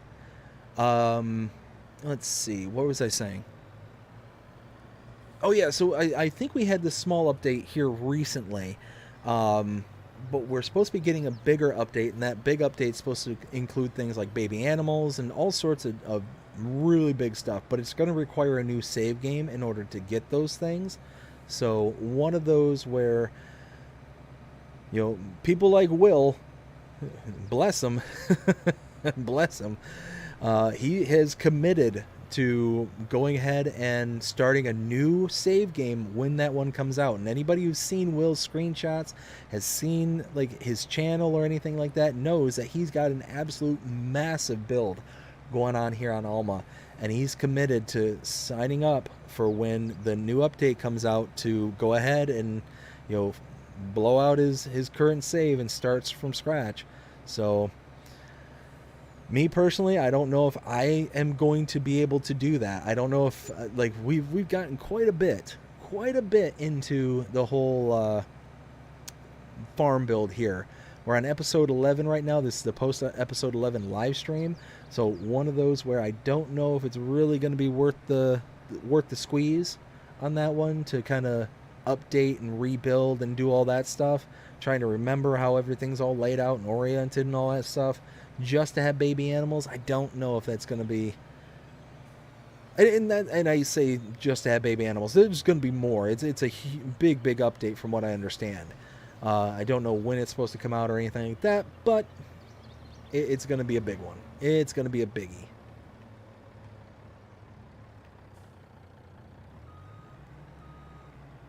There we go. All right. So now what I'm going to do is I'm going to go ahead and share some screenshots here. Let me catch back up real quick. Gold says Down syndrome is a genetically medical condition that makes people extra awesome. Yeah, I approve of this. As, yeah, I was riding my bike in nice weather. Awesome, Saskatchewan. Ken says, what does everyone think of the new logistic mod that has been released? The new logistic mod. I don't. Oh, are you talking about the new DLC? Is that the one that you're talking about? That's coming out later this month. Let's see. Saskatchewan says, I'm going to be a farmer on Saturday. Super busy soon. Seeding our Vaderstadt Seedhawk 84-foot air drill cart. Nice. I was riding my bike in nice weather. And me and my girlfriend watched sun go down on the beach in the summer. That's awesome, bud. Awesome, awesome. So let's go ahead and share some screenshots. So I've got several from Will T Gaming, so I will go ahead and show those. If you're at all interested in wanting to show off your farm build or anything like that in future live streams, go ahead and direct message me either on Instagram, Facebook, anywhere where I would be able to get the photos, download them, and put them on screen. So let me go ahead and start with this one here from Will.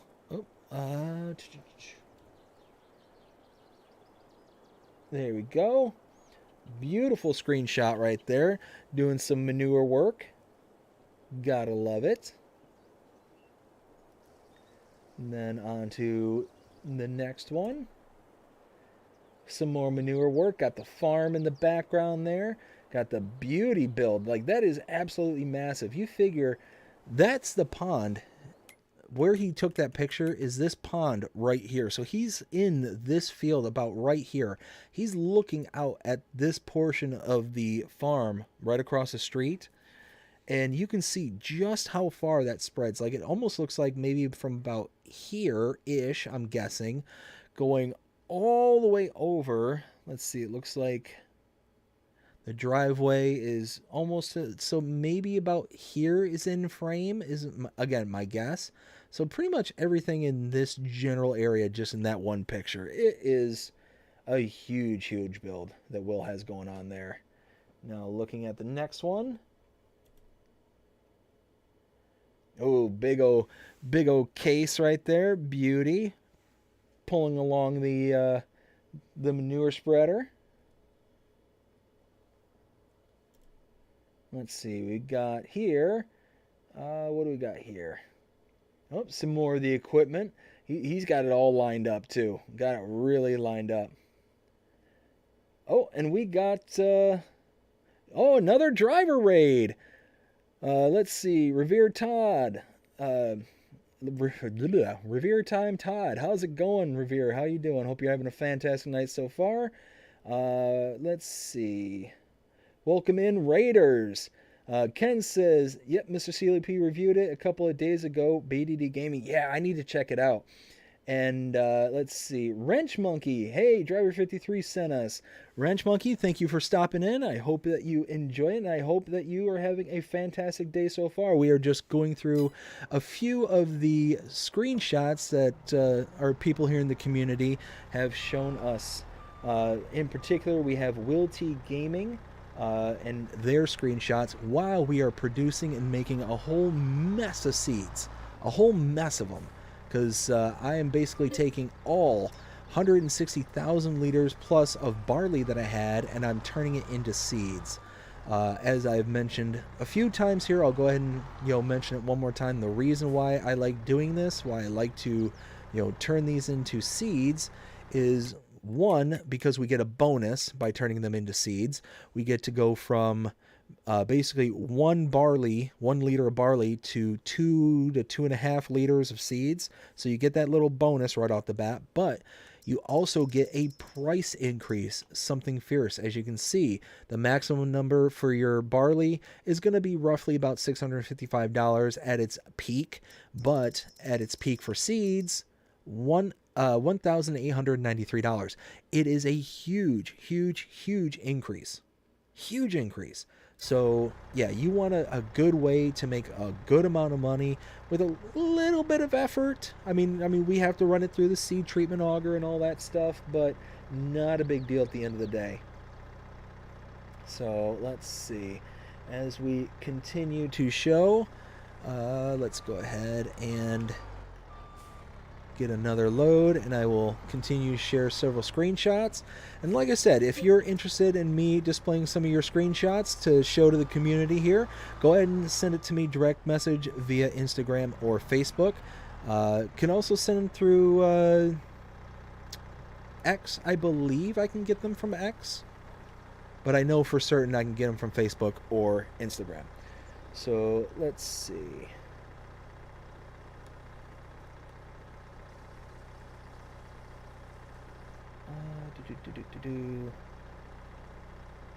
So where did my... There's my folder. That's where it went. Alright, the next one we have here. This one. Nice, got the 82 Studios tanker there, pulling it up to the barn. Gotta love that. This is an absolutely massive build that Will has going on here. Beautiful screenshot right here. I absolutely love this. Right in between the two trees, looking out into the kind of main farm area there. Very nice.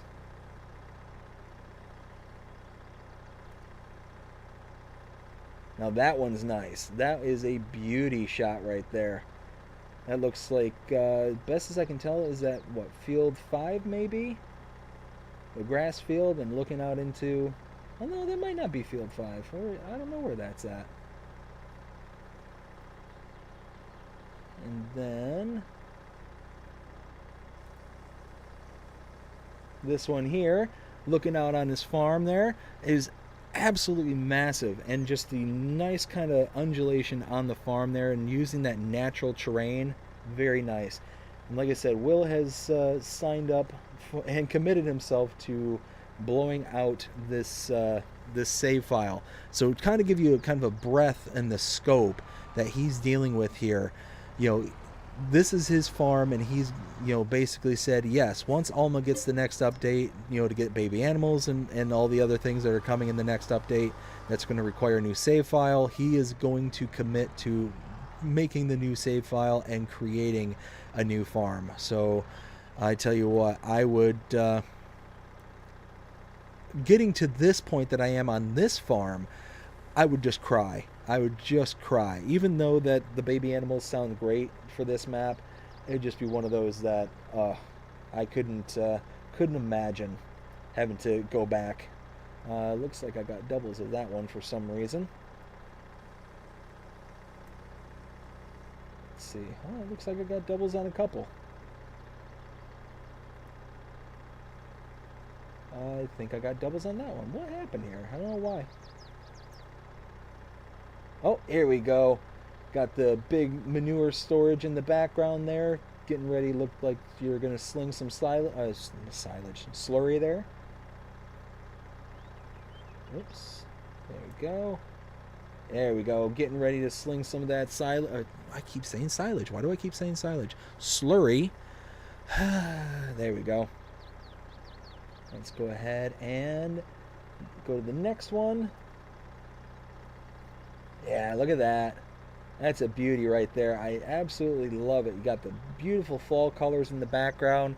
You got the matching yellow with the slurry spreader there. Excellent.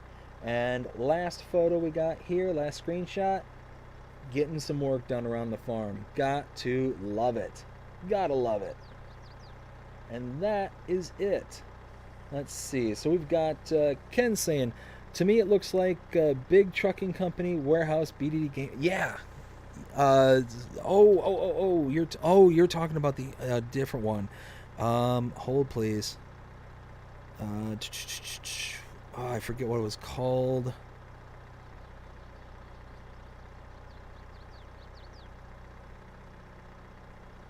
Big warehouse in the trucking company. Why can I not remember what that was called?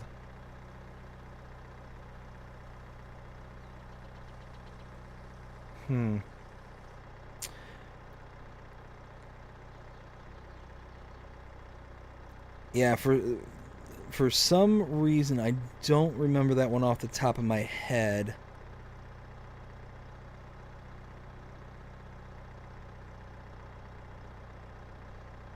Yeah, if you can send me the name of the mod, I'll look it up just so I can try and remember which one it is. But yeah, one of those where. Oh, and we're out on that bucket, so let's get on to the next one.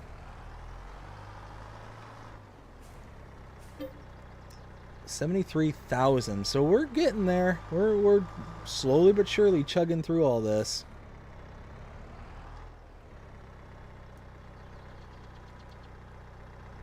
Nope, nope, nope. Can we not be putting it on the floor? There we go. Now we're talking. So while I have a moment here, let me go ahead and give my shout outs so I can get through all of that just really quick. So want to give a shout out to my tier 2 members. Thank you all so much for being members of the channel, and specifically tier 2, starting with Mark K, Will T Gaming, Ken Adlam, Rail Fanning Jonah, Karma Comments Chameleon, Revere Time Todd, Crazy Chris Sims, and Luke Bernie King. Thank you all so much for being tier 2 channel members. And if you are interested in helping out the channel and wanting to become a channel member, go ahead and check out the link in the description below, or on the main channel page there is a join button. I think there's even a join button below this stream going on right now. And check out what we have to offer there. We've got 2 different tier levels, starting with tier number 1, where you have access to custom badges, custom emojis, and if you take a look at the chat, you will see a couple of those custom badges going on right now. As a matter of fact, Ken right there has one of them. Ken says BRB BDD Gaming. All right, Ken, we'll see you in a little bit. Yeah, so that is one of the custom badges there. We got custom emojis, and you also get early access to the Let's Play series and channel shorts. All that starts at 99 cents a month. You also can have tier 2 access, which is everything I just mentioned before, and a shout out every single live stream that I do here on the channel to give you recognition for being a tier 2 member. Again, I want to give thanks to all of my members. Thank you all so much. I also want to give big shout out and thanks to all of my subscribers. Thank you all so very, very much. We recently crossed the 1,500 mark. I wanted to give another shout out to the channel for that one because that is amazing. As I've mentioned several times here, I didn't know that we were ever going to be getting to this part in the channel. You know, 1,500 subscribers, just, it absolutely blows my mind, and I absolutely love that we're building a community here that is such a, in my opinion, a force for good. I really think that this is a place where everybody can come together, you know, kick back, relax, and just enjoy themselves, be able to just have some fun and just kick back and, like I said, just watch the stream, have fun, interact with people that, you know, from around the world that we never get to interact with in our everyday lives. It's fantastic. And yeah, I am absolutely loving it. And I want to thank every single one of you for being a part of it, being here on stream tonight. Again, big shout out to Driver53. Driver, thank you again so much for sending another raid my way. I greatly appreciate it. But again, it's Simon, not Alvin. And again, if anybody can explain to me as to why Driver is wearing a chipmunk costume, I would very much appreciate it. I need to put the stream on pause for just a moment. I will be right back.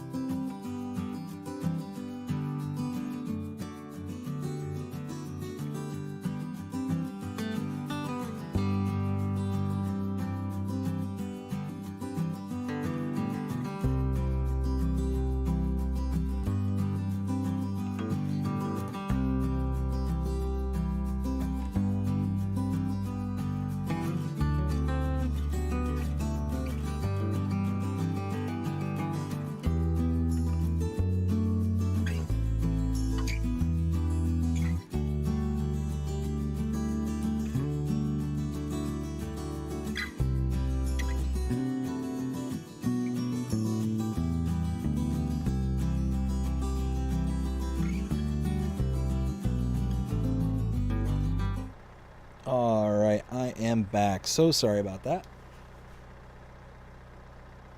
Mrs. was getting ready. Mrs. was getting ready to go to bed, so wanted to give her a hug and kiss goodnight. Let's see. Revere Time Todd says driver is wearing an outfit because he had 200 gifted new. Wow. Oh, so that's what you all were saying earlier. It was Jonah said that he had 200 members.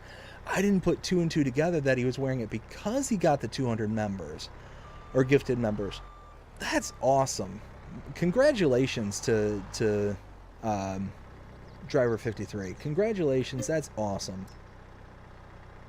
One of those where it's very well deserved. Very well deserved. He's a very talented creator, and again, very very grateful for Driver for the raid that he did earlier. It sounds like he did another raid here tonight.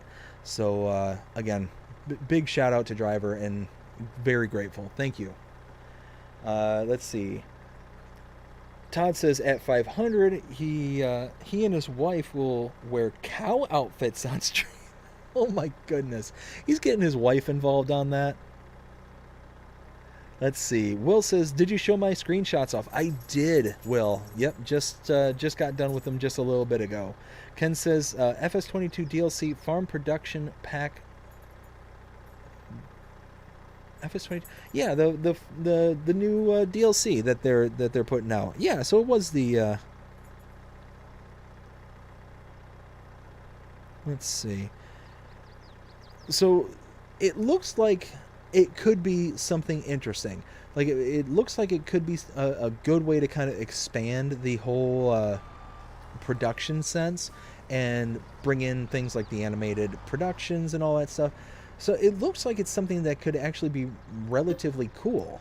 But we'll have to wait and see. It's one of those, I think it's like $8 or something like that to be able to get. So we'll see how that goes. I have only seen like the kind of theatrical trailer, so I really didn't get to like absorb too much as to what is involved or anything like that, but it could be good. Could be nice. Let's see. Saskatchewan says, why MLB scoreboards does it show game clock? I don't know if that's the game clock per se. I mean, I think they have like top and bottom of the inning that they're in. They have, I think, a time on there, but I don't think it's like an actual like time clock. Like it just shows what time it is, I think, local time. Let's see. Will says, nope. Where was I? Oh, Revere Time Todd says back to watch his Christmas stream. Go back and watch his Christmas stream. They wore Mr. and Mrs. Claus outfits. Oh man, so he's getting the misses in on it too. That's, you know what? That's awesome. That's awesome though. I think that's that's something that I have been trying to get my wife involved with the channel. But she's very kind of shy about it. So it was one of those when Dust Bunny was a frequent visitor here to the channel, and her sister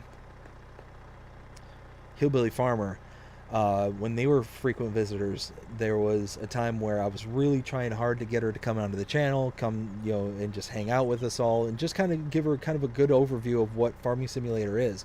But it really kind of didn't work out the best, because she's really shy and she really doesn't want to be behind the microphone kind of thing. But one of those that, who knows, maybe one of these days we'll get her there. Let's see. Will then said, well, I'm heading off to bed.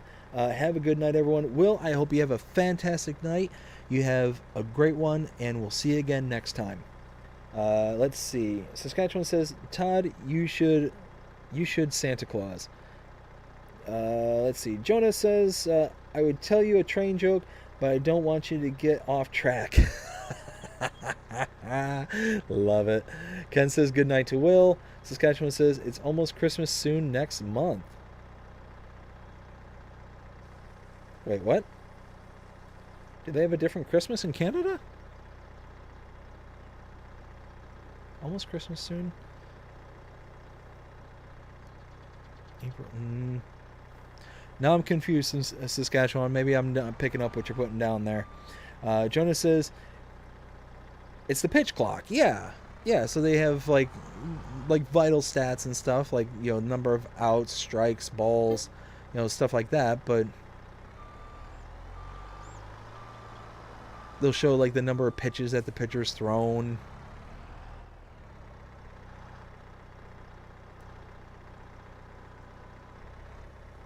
There we go. Perfect. Let's see. Ken says LOL to Jonah. Oh, it's a joke. It's April Fools. Gotcha, bud. Okay. Yep. That you got me. You got me there.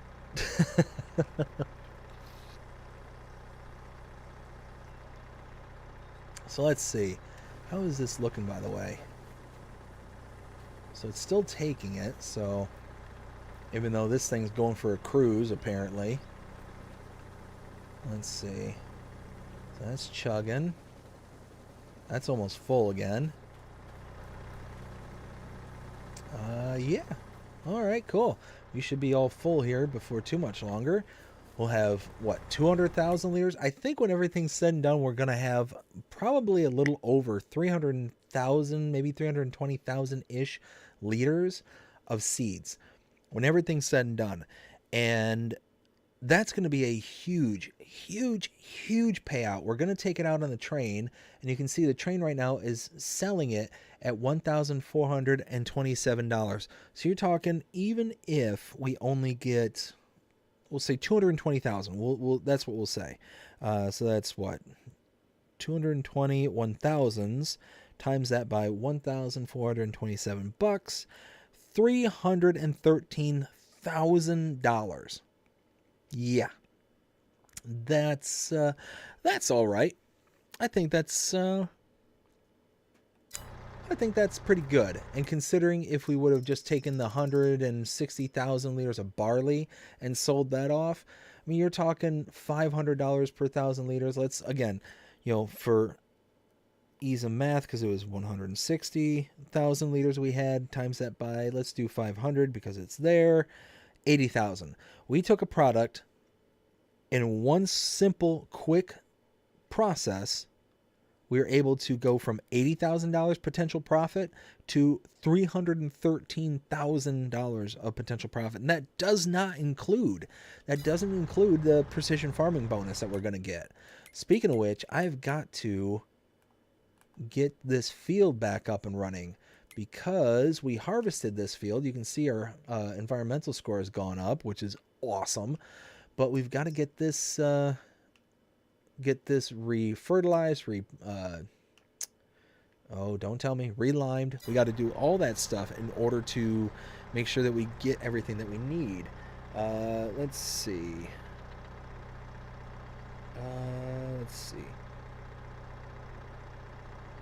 Joe West is my favorite home plate umpire. Nice. Are going to do a No Man's Land series, Dave? No, I don't think I'm going to be doing a No Man's Land series anytime soon. Potentially we'll do like a map similar to No Man's Land in the future, but not right now, because this one we really kind of did the whole start from scratch kind of thing, and we built up, you know, what we have here so far. So oh, it's because it's full. I really got to get gas for that thing. Holy smokes. Joe West is one of the oldest in the game. Yeah, see, now we're talking outside of my realm of knowledge when we're talking umpires here. There we go. Let's go ahead and get this over. This is 200,000 liters right here. Oh, I love this belly dump trailer. I absolutely love it. It's a little bit more expensive than some of the other trailers we have access to, but The reason why I got this particular trailer, the whole reason why I decided to go this route, is because of the cow barn and the issues I was having with my tipping trailer. The cow barn is so low, like you can barely get this semi truck into the building. And you have any sort of tipping trailer, it's not going to work out good for you. Unless it dumps out to the sides, kind of thing, where it's not actually getting jacked up into the air. Then it's okay. Or if you got a trailer where it's like a push trailer, it just kind of pushes everything out rather than actually tipping, then those are okay. But I went this route because, one, we can have 50,000 liters, not too bad. It's a $90,000 trailer, so that's kind of the downside, is it's a little expensive for what you get. But at the end of the day, it's, in my opinion, it's worth it, because you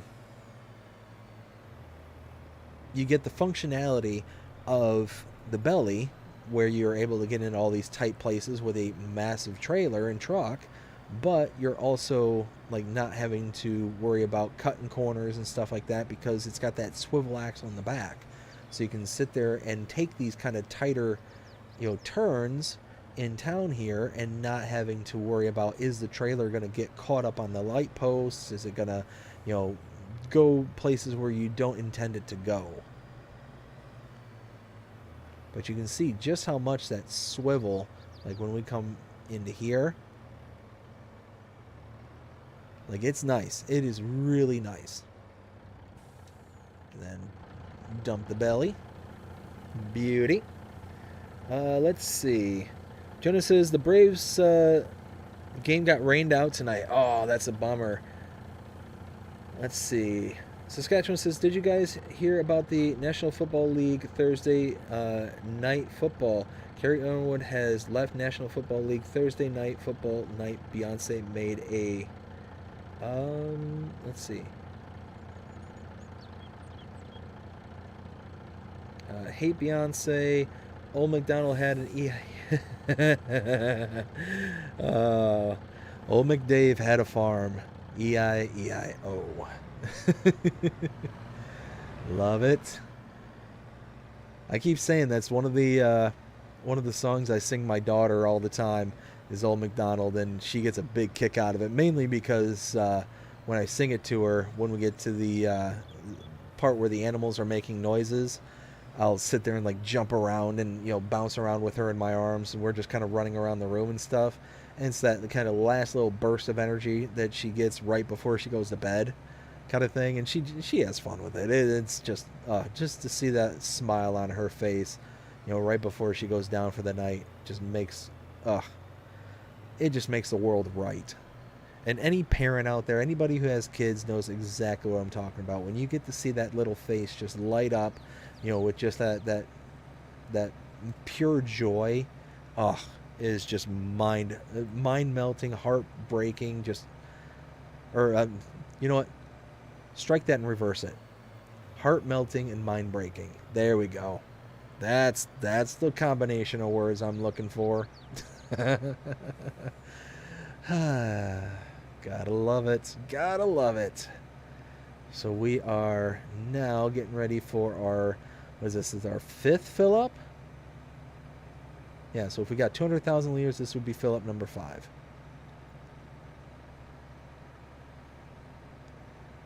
We are chugging along. We'll get pulled in here. We'll go ahead and start getting that good to go. Yes. Here we go. And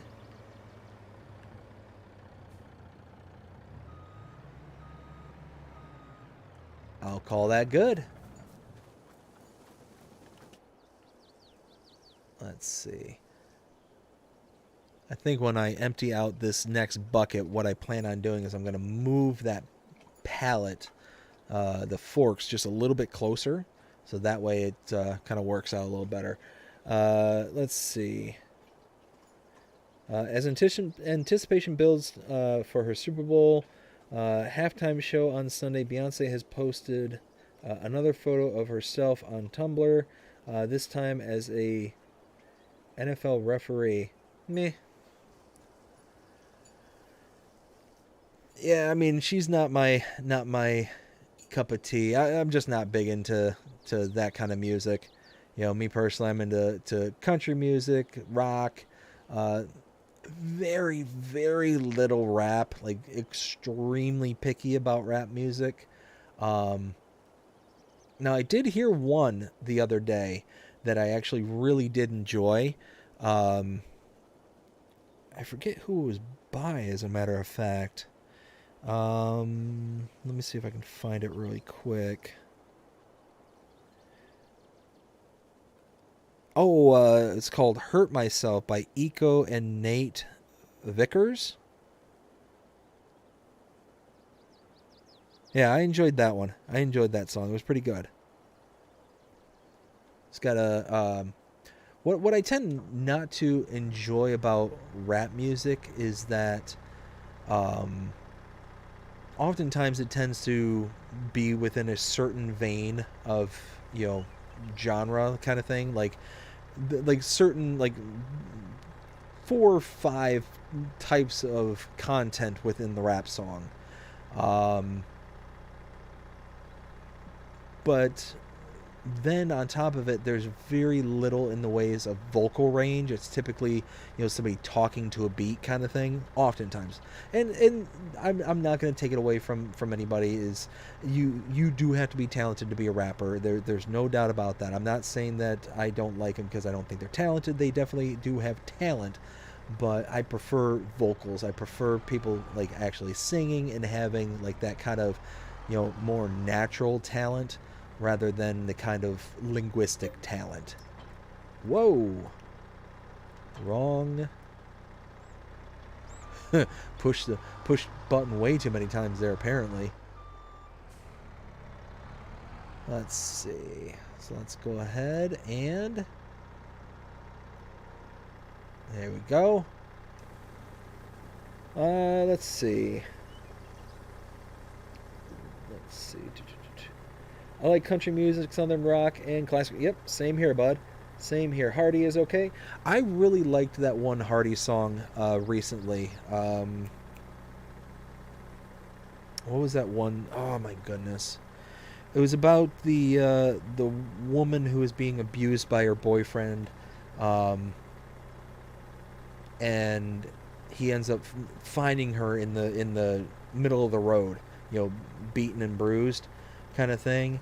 Um, I really liked that song. Like at first, I was kind of put off by it because it's pretty hard kind of content. You know, it's pretty rough kind of thing. But then I got to thinking about it, and really, the song itself is actually incredibly deep, and is a very kind of a hard moral position to be a part of, because most men will recognize and understand the want and the need to protect somebody. You know, whether it's like I was saying earlier, I would protect my wife, protect my daughter, you know, all that stuff. That's most men will understand that kind of want to protect somebody. You know, whether it's a girlfriend, you know, mother, daughter, whatever, a wife, so on and so forth. But in that particular case, a man comes across a woman, you know, beaten, bruised, and bloody in the middle of the street, and he basically says, "Where is he?" kind of thing. And you're at this kind of moral conundrum of seeing somebody who's suffered long-term abuse over and over and over again. Um, and they say in the song, you know, I never thought I'd get justice from under a seat, kind of thing, from a judge under the seat. And it's one of those where, stop doing that.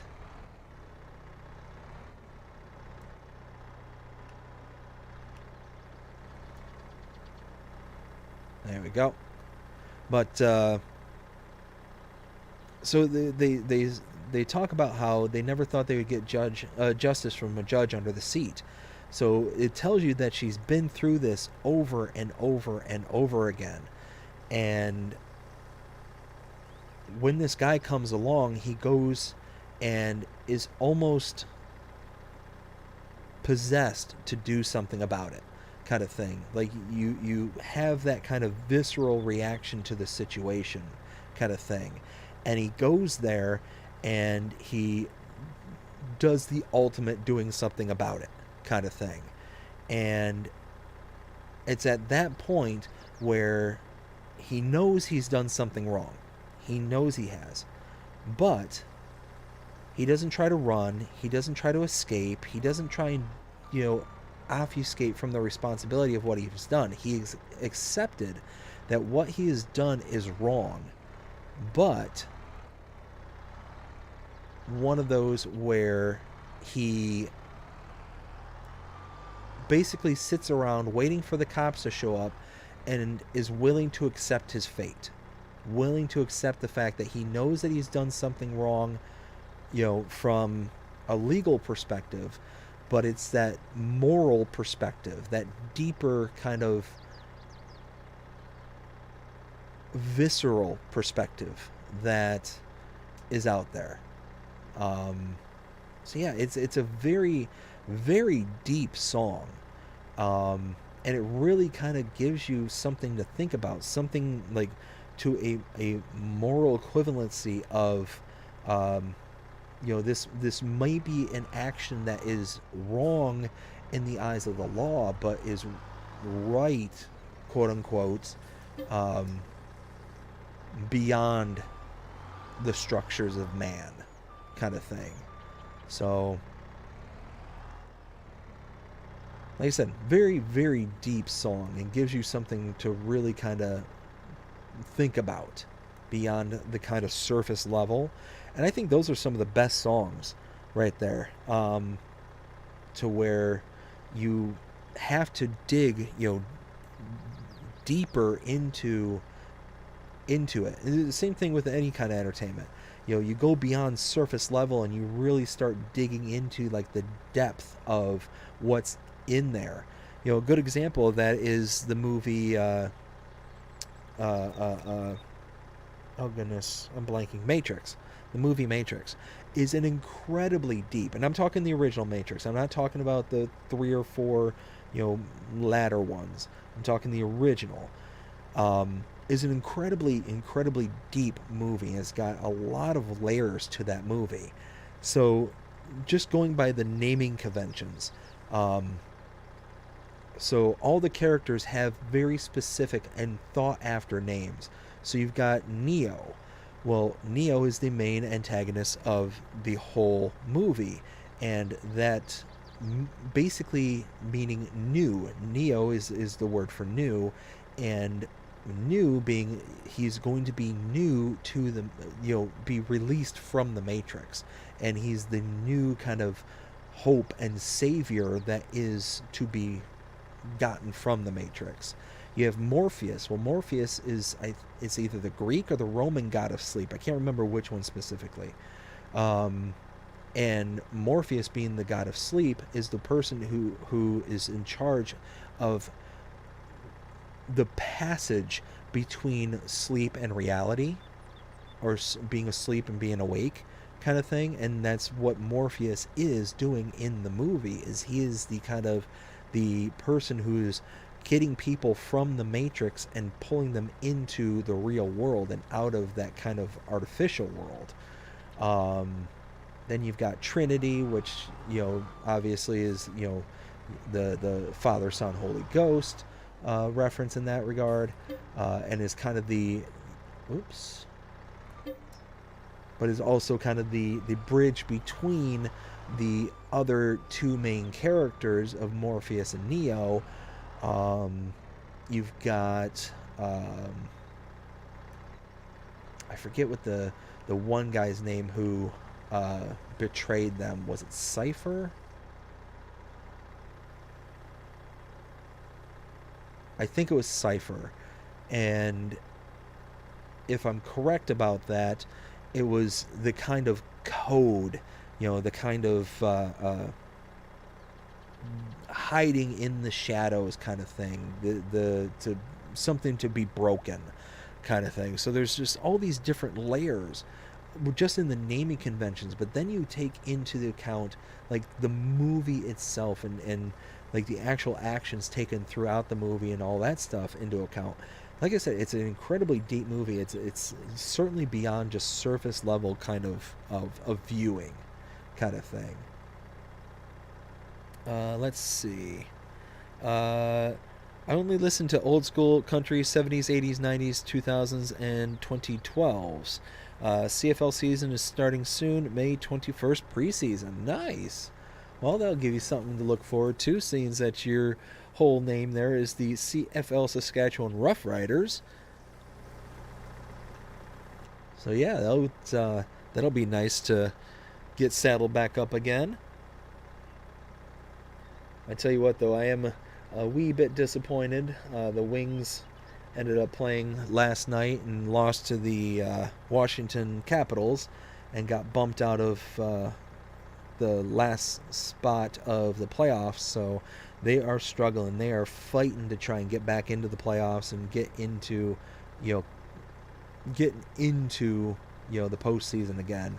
So we'll see if they're able to kind of pull it off, but I don't know. It's one of those that it's really coming down to the wire.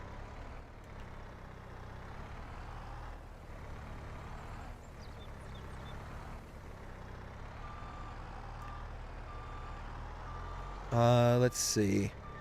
Do you mean the Hardy song Rednecker? That's my favorite song from him. No, so it's not Rednecker. It's a duet that he sings with somebody else. I'm trying to think.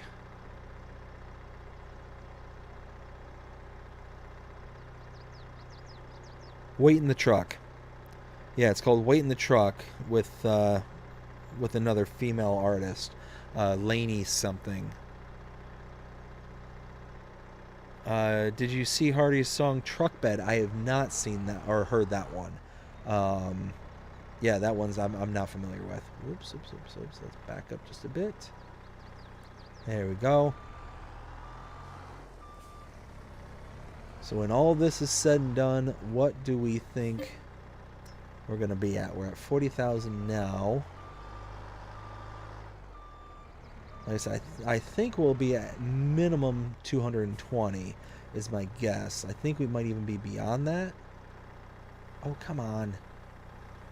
Keep dropping it right there on the floor. Right there on the floor. It's killing me.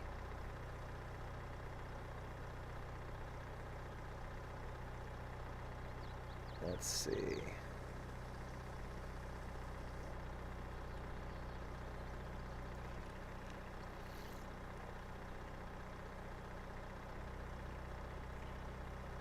Oh, very nice. So, yeah, this is just what we got going on here at the moment. Let's see, 30,000? Let's see. What I ought to consider doing... I'm getting a little trailer full of diesel, or maybe just getting a diesel fuel tank somewhere around here on the farm. Maybe that'd be a good idea. Maybe I can pop one right back here. Yeah, maybe I'll do that. Yeah, let's go ahead and do that, because I'm gonna get burned here really soon if I don't do something about this. Is it? No, it's containers.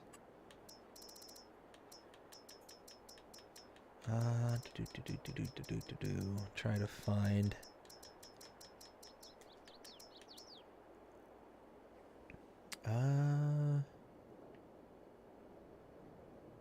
Wait a minute. Why does that have a wrench? Oh, that probably to buy the fuel. Buying station. Oh, that's a methane storage. Seed huts. Oh, that's part of the animated shed pack.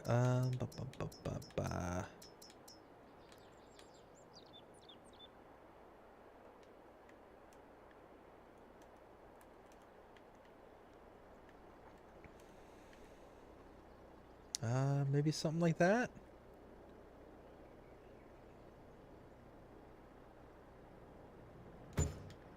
Yeah, why not? Why not? Go ahead and just add that down, because let's see. Yeah, we'll put in 1,000 liters. That's more than enough.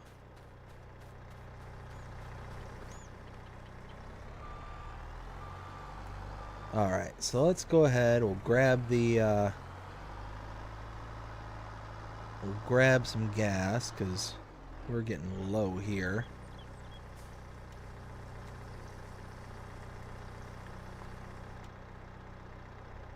And there we go. One problem solved.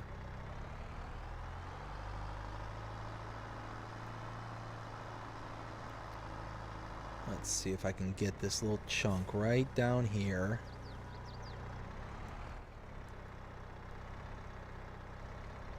Oh, nope, nope, nope. Didn't have it down far enough, of course. There we go. Oh no. Oh no.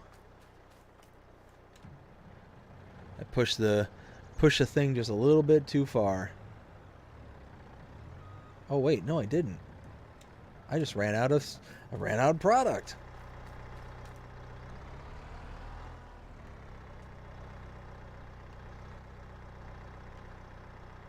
Let's see, and there we go. Now let's go ahead and get another bucket. We're almost there. I'm really excited to see what the final payout is going to be.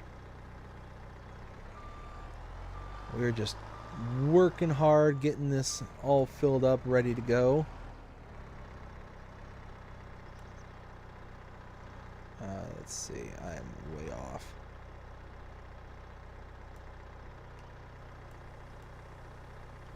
There we go. Perfect. So yeah, we're just doing what we can here, trying to get everything all said and done. Let's see.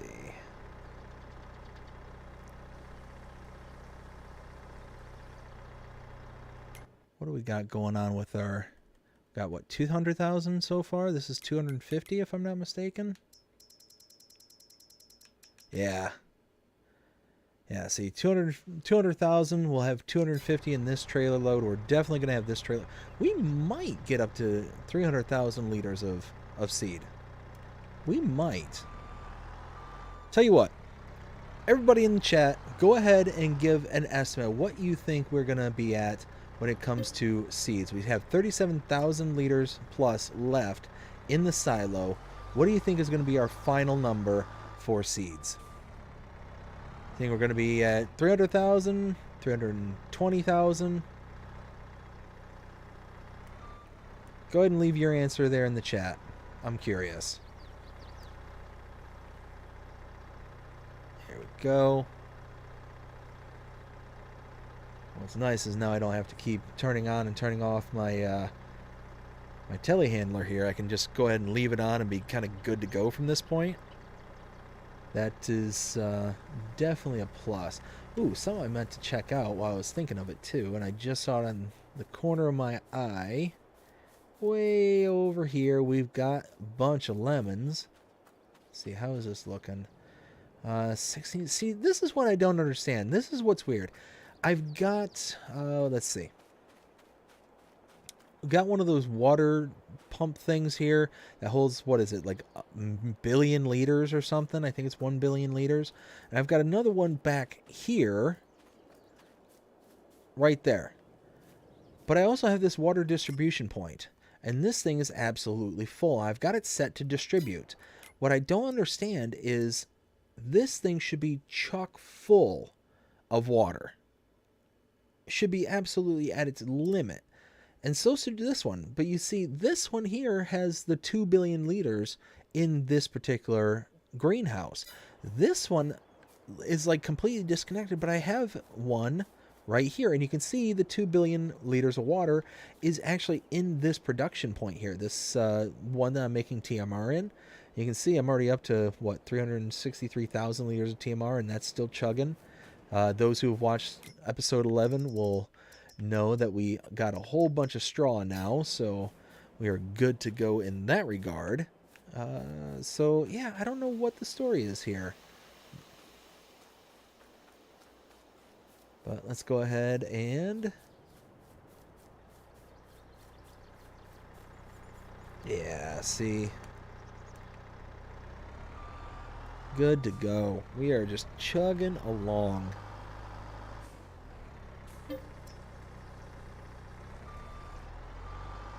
So we've got about a little over 10, so about 11 more loads that we can dump out.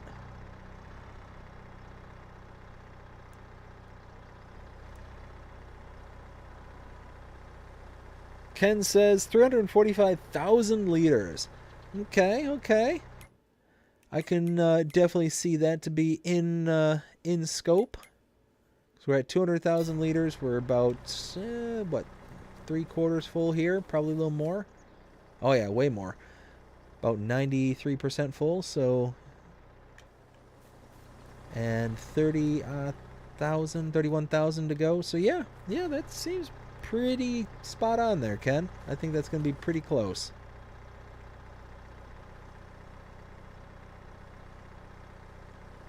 Yeah, we are almost done with all this seed, and then we're going to get one massive payout. I cannot wait. Cannot wait. So all the numbers I throw out earlier are probably actually really low compared to what we're actually going to get. Because if we do get in the 3s to 350 range, getting, what was it, I think it was like $1,400 per 1,000 liters. Yeah, it's going to be a big payout. It's going to be almost $500,000 or something. Let's see. Gold Gaming says, BDD, I'm off to record a new episode. Great stream. See you later. Awesome, Gold. Hope you have a fantastic day. Enjoy your recording. Hope you have a good one, and take care. We'll see you again next time. Let's see.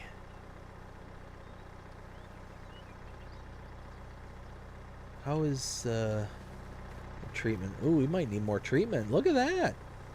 We've gone through almost 4 whole pallets of seed treatment. Holy smokes. And this stuff ain't cheap. Like, this stuff is not cheap whatsoever. Like, here, how much is each pallet of seed treatment? There it is. $3,450. Now, this is one thing I wish that a mod would come out to be able to have a little bit cheaper of an additive.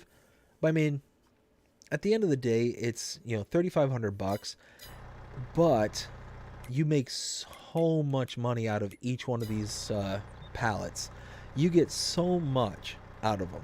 Like, if you, so we're using barley, and it's a little over 1 to 2 ratio that you get on the kind of payout here. But if you've got product like soybeans, it's a 1 to 3 or 1 to almost 4 ratio. So it's huge, the amount of increase that you get. And yeah, soybeans goes from $2,000, you know, you could have it as high as $2,100. It actually looks like we're at our peak right about now, aren't we? For soybeans. But again, you're getting a 1 to 3, 1 to 4 ratio, somewhere in that ballpark. So you're going from, yeah, you're taking a cut in the potential maximum that you can get out of it. But because you're getting that bonus as to how much literage of seeds you're getting versus what kind of input product you're having, it works out so good at the end. You're still going to be making money, even though you're making less for the product that you're putting in. You're getting more product out of it than what you were getting at the beginning. So let's see. What's the ratio? So tell you what, the next... Oh, we're at 50,000. How much is in here? Let me fill up this particular auger. Let me fill it up with barley.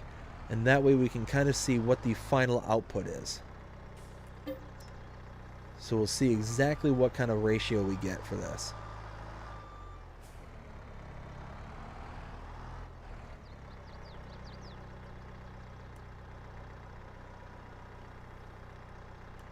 Okay. So it is full. There's nothing more that can go into it. So 2,500 liters. So when we get back, we'll let this whole thing kind of sputter out and get all this product out, and we'll see what we have as a kind of end result in the trailer here. That way we can kind of see what everything is going. Revere Time Todd says 82 Studios multi-fruit buying station. Prices are bulk. Yes. So that is a definite option, Todd. Thank you so much for pointing that out.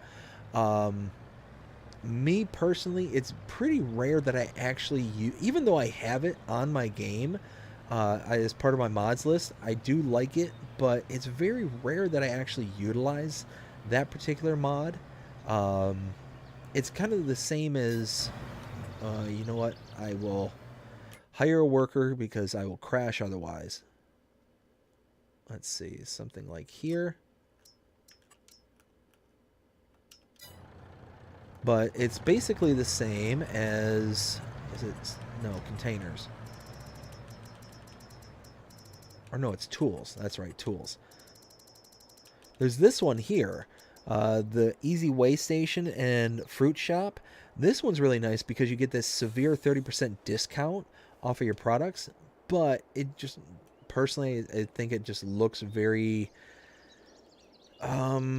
for lack of a better word, ridiculous. Like, you come pulling up on this as a product placement or something, then it just, I don't know, just doesn't sit right with me, kind of aesthetically.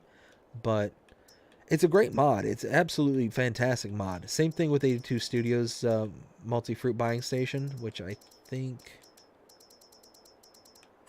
no, that one is under containers, isn't it? Yeah, yeah, multi-fruit buying station, this one. So yeah, this is the one from 82 Studios. And yeah, it's, again, great mod, and you can pretty much purchase everything you want and at a discount. That is really cool. But just one of those where it's very rare that I'll actually install it onto the map. I'm not sure why. I don't know why I don't tend to use it or anything. It's weird. It's really weird because I have it, but I almost never use it. Where I tend to use it a lot is on my testing map and trying to figure out, you know, okay, well, if I need this as an input, let me put this in, and you know, all that kind of stuff. But one of those where, like, in my actual Let's Play series or in my kind of live streamings, things like that, it's pretty rare that I'll actually utilize it.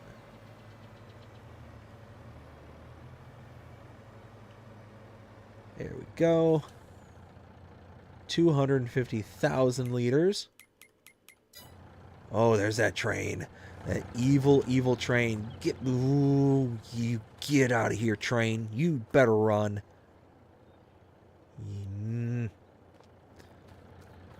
That train. We're enemies. And Jonah, I still take offense for you not taking my side. Alright, 250,000 right there. So now let's get the rest. Let's see what that final output's going to be.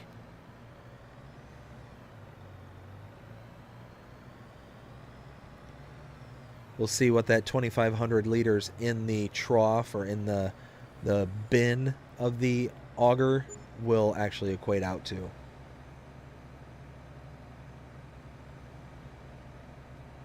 Yeah, you see, it just became top of the hour, which means all that water that's at the distribution point should move out to other places. It should be available now, and with as much as we have in there, it should actually fill up that particular greenhouse. But you can see this is the one, and this is the other one. Like, it almost, like, this doesn't distribute anything almost. I don't know. It's weird. It's really, really weird. Let's see. Todd says, LOL, that's my first mod on my farm on every map. Yeah, I mean, it's just, like I said, it's so rare that I end up using it. And I don't know why. I don't know why. I absolutely adore it. It's a great mod. But at the end of the day, I just never install it.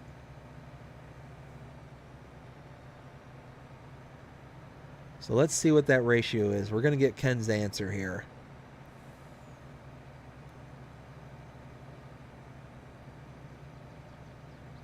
So we're going to do some real-time testing here on BDD Gaming.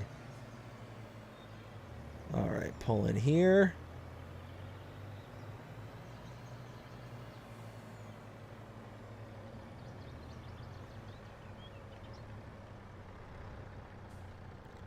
All right, we turned 2,500 liters into how much in seeds?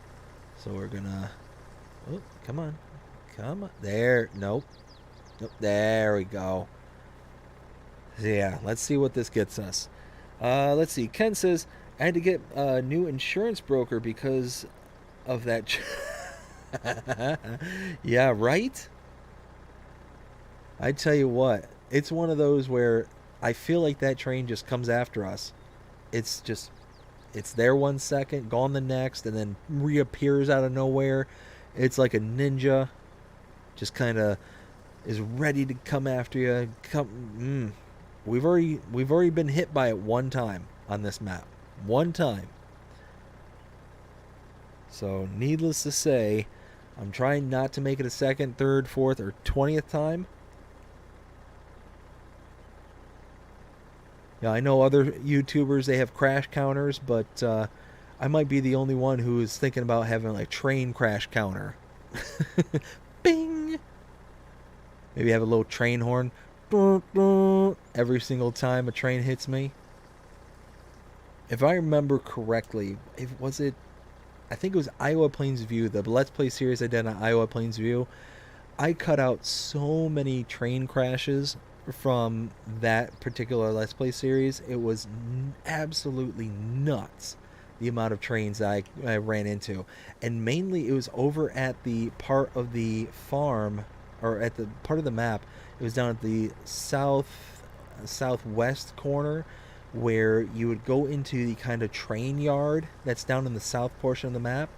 And in that train yard, there's a crossing right there. And there's no train signal lights or anything like that. So it was super, super easy every single time just to kind of start driving by it. And if you weren't paying attention, if you didn't look off to the right, then pow! Just absolutely crush you. And what is even worse is you have buildings and stuff. The train silo was right there. So if you got clobbered there, you are not recovering. Like, well, at all. And we are all done here. So we had 2,500 liters in, 4635. So what does that equal out to? That's two. Let's see. What does that equal to? 4635 divided by 2,500. 1.854. So we are getting more, just not as much as I thought. We were almost getting 2. So it's almost a 1 to 2. It's a 1 to 1.84. Oh, and I already have some in the bucket.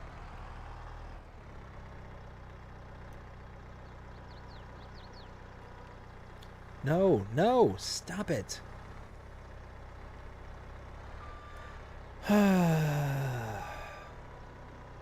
It just doesn't like me.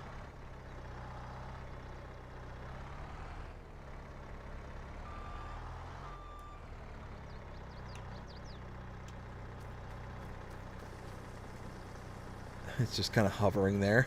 Ay, ay. Okay. No. What are you? Oh my goodness.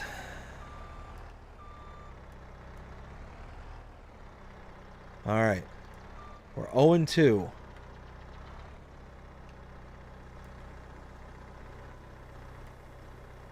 Third time's a charm. Nice. Love it. 28,000. We're getting there.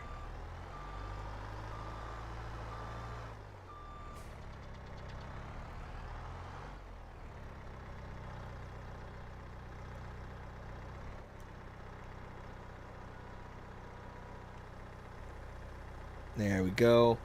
Let's see.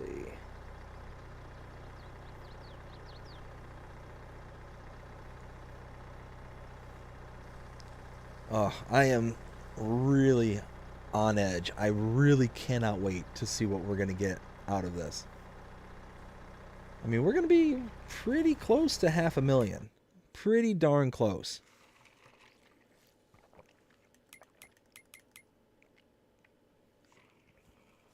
Yeah, you figure 250,000. We're probably going to get at least another trailer load. At least, and then probably a little bit extra. I think that I think, Ken, that your estimate is going to be very, very close. The 345,000. I think that's going to be pretty close. I mean, and you can see this isn't a quick process. There are ways to make this a little bit faster. One way that you can set this up to make it a little bit faster is, let's see, right here, is you get one of these belts, like this one here, but they have a different version. You can use this. This one will work just fine. So you get this one because it can pick up off the ground, and you place this one over this here, and then all you do is you have a pile on the ground, or if I'm not mistaken too, this one you can actually click. Where was it?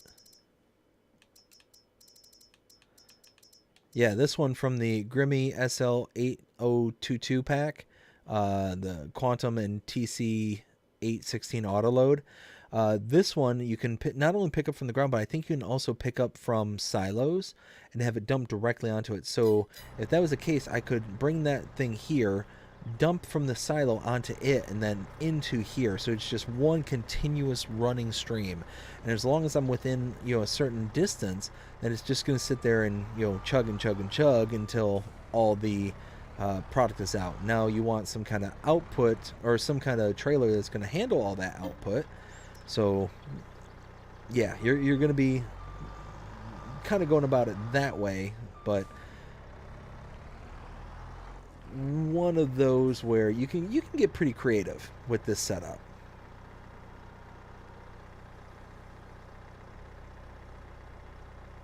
Let's see. So we are just about there. We are so close. 22, so that's what? 3, 6, 9, 12, 15, 18, 21. So you're talking 7 and a partial. Oof. We're getting there. We're getting there. Slowly but surely. We're gonna get it. We are gonna get it.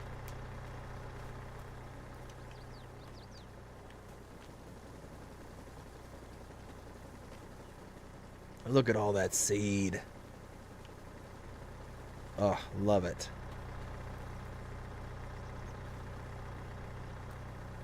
And depending on how much longer this takes, we might do one of the contracts that we have on the books. Let's see. Oh, hey, we got another one here.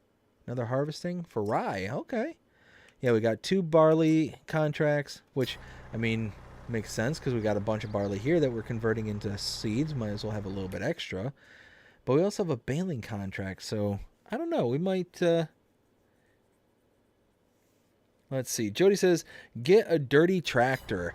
Oh, yeah. I have got me a messy telehandler right here. I've got the little sprayer right over there. I could go and spray it off. Farmer Groot. You do know there's an easier way, right? LOL. Really? What easier way are we talking there, Groot?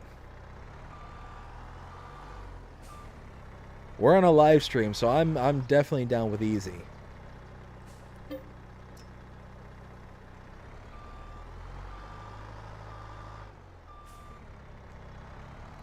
By the way, Groot, how are you doing? I just dawned on me that I haven't said hi to you.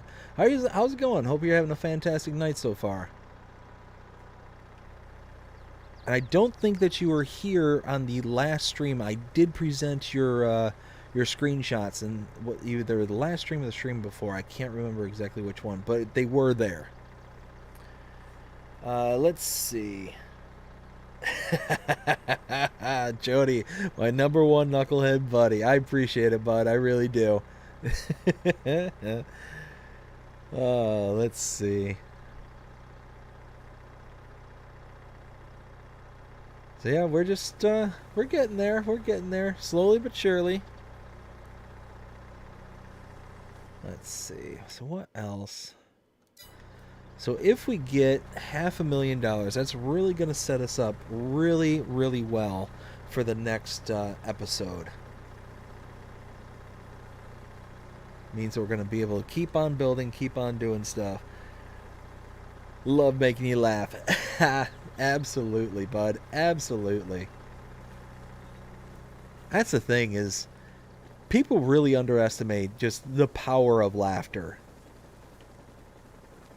So many things can be just not necessarily solved, but can be made better with just a simple laugh.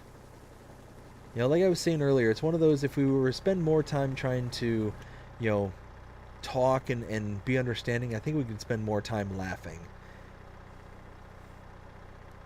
You know, but que sera, sera, I guess. Let's see. Jody says, laughter can brighten your day up, make a bad day seem like a good day. Absolutely. Absolutely. The power of a laughter is just, yeah, it's incredible.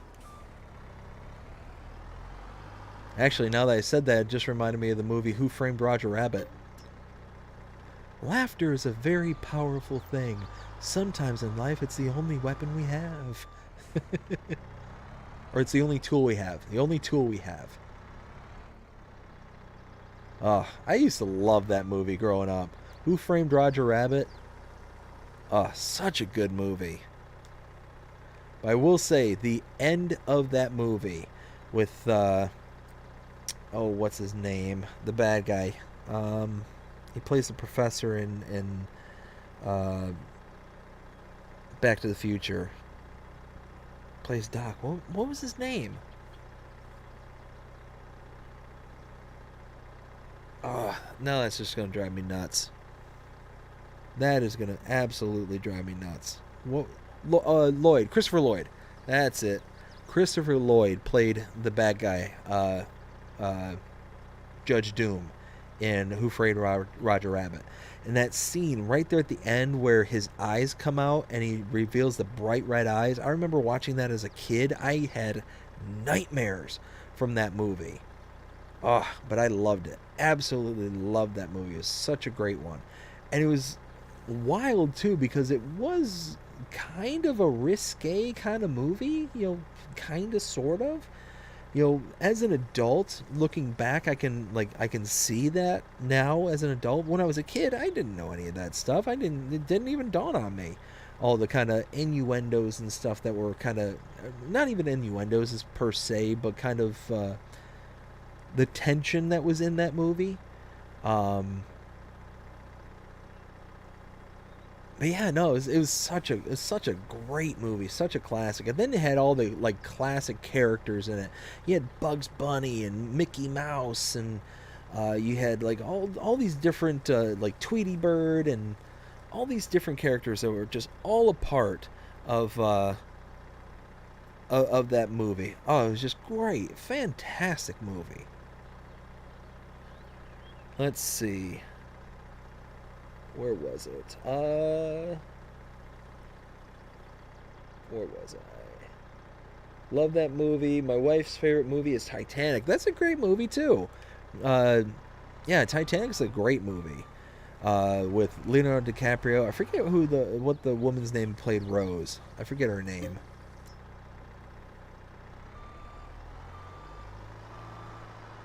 There we go. Get to the next one.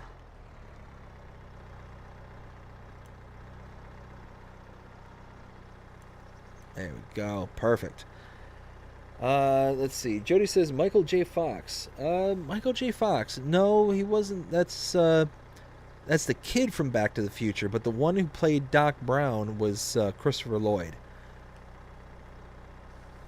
Let's see. Ken says, doesn't the X series come with a terabyte memory card? Yes, it does. So yeah, it has, or not a terabyte, or no, yeah, a terabyte. Yeah, terabyte, because that's the one larger than gigabyte. Dominic, hey, how's it going? Game over. Aw. Well, Dominic, I hope you're having a fantastic night so far, but don't know why it's game over. Let's see. Jody says, can't figure out why the map's not loading up on other maps. I go to on load. Kate Winslet. Yes, thank you. Thank you. That's exactly who it was. But yeah, you got yeah, you had Christopher Lloyd, you had Bob Hoskins. Can't remember how to pronounce his last name.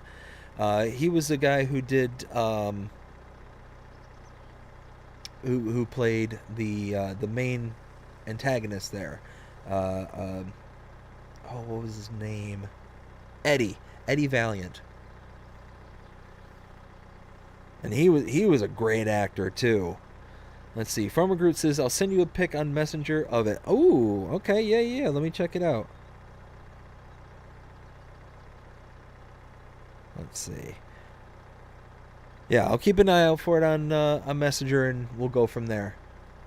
Because here I'm just about done. I only got a few more loads left, so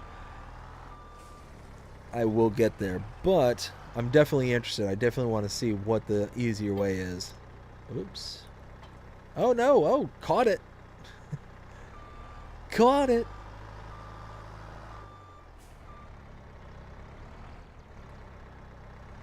There we go. Perfect. Let's see. Jody says, that'd be cool if you can go back to the future. Doc Brown, yes. Oh, Back to the Future. Oh, now that was a classic movie. Absolutely love it. 1, 2, and 3. All of them I really, really enjoyed. But it probably would be one of those things that I think that just about everybody would be would go in that same mindset of going to get the almanac and then placing sports bets. I think that just about everybody would probably go about on that train. That's my guess. Just I don't know. Maybe there's going to be a few people out there, but being that one person who can place that $1 million bet kind of thing, and having all that kind of advanced knowledge.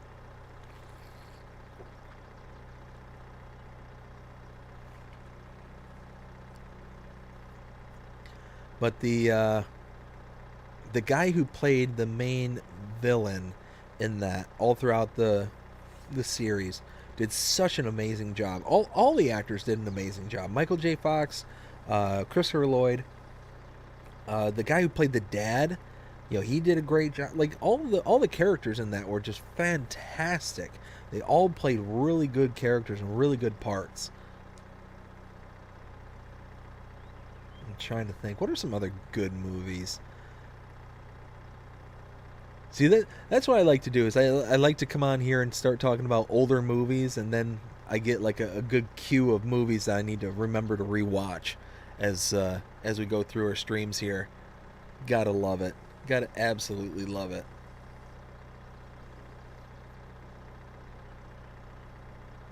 Let's see.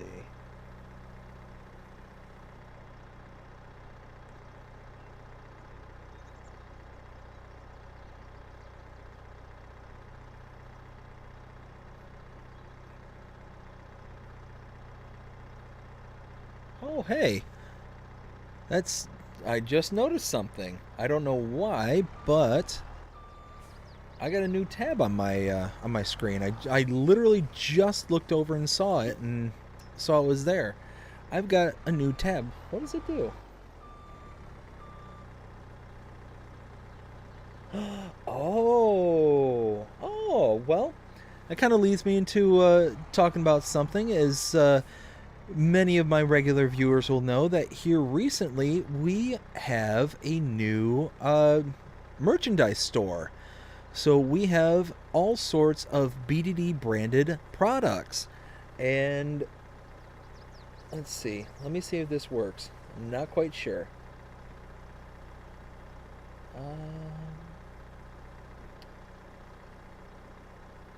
Do that. Let's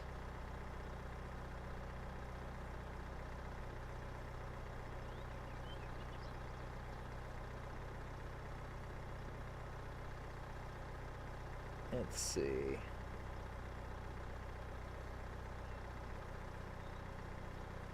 There. Something like that. I don't know. I don't know what it does, but we'll see what it does. Anyways, we have new merchandise here on the channel. So if you check out the main channel page, you should now see a shop tab or a shopping tab. And all of it is now linked directly to the channel. You don't have to leave YouTube. It'll actually appear there. You'll also start seeing things like at the bottom of each one of my videos, you'll start seeing kind of tagged items and stuff that are available and whatnot. If you're at all interested in getting yourself some merch, helps out the channel severely. Just like the memberships, it helps to sustain the sustainability and the continued growth of this channel. I am super proud of being able to offer merch now as a means of anybody who wants to do like a kind of one-time support but actually can get something from it. Yeah, I'm really tickled about that.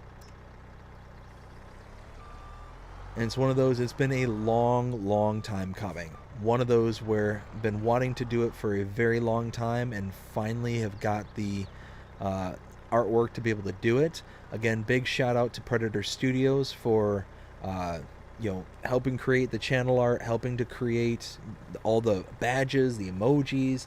I've gone to them many times before. I'm super pleased with the new channel art.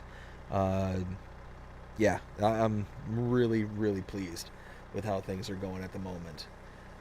Farmer Groot says, okay, just sent it to you. Jody says, it's sad Michael J. Fox passed away. Wait, Michael J. Fox passed away?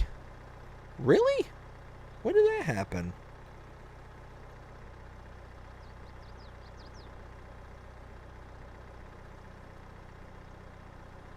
Did he really pass?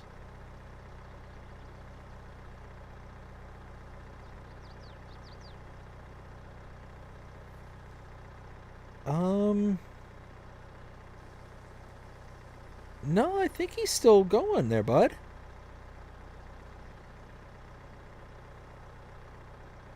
Tell you what, can y'all confirm that for me? Because I'm not 100% sure now. Let's see. Jody says, where's the best way to find your merchandise? I want to get one of your shirts. So, I just tagged, because I just realized it, I just tagged the products there in the stream, so it might come up for you on the bottom of the actual live stream. But if it doesn't show up there, go ahead and check out the main channel page. Any one of my videos, you'll see tag products. You can also go to the main channel store, which is let me bring it up real quick. I'll get you a web page. It is, let's see, bddgaming.creator/spring.com. Again, that's bddgaming.creator/spring.com. And that'll take you to the main channel page, and then there you'll have access to all of the products. Like I said, I've got tons and tons of different stuff on there. So I've got t-shirts, cell phone cases and covers, all different kinds of styles. I've got like iPhones, Samsungs, coffee mugs, hats, t-shirts, sweaters, the whole 9 yards. Like, there's pretty much something there for everybody.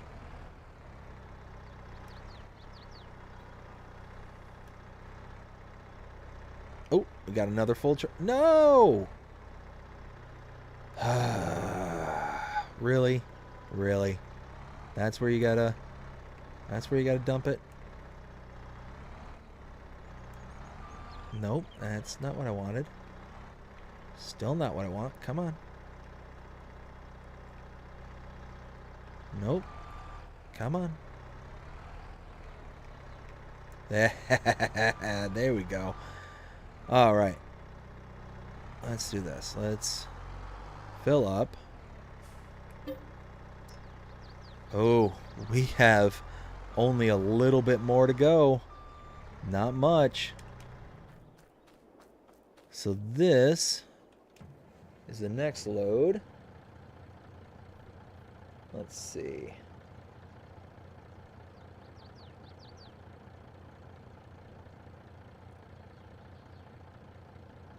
Let's see. Revere Time Todd says he's still alive. Okay, so okay, I thought he was still alive. Todd also says he has Parkinson's but is still fighting. You know, good on him. Good on him. One of those. I knew somebody who had Parkinson's, and not just Parkinson's. He had many different things. But grew up with him all throughout, school years and whatnot.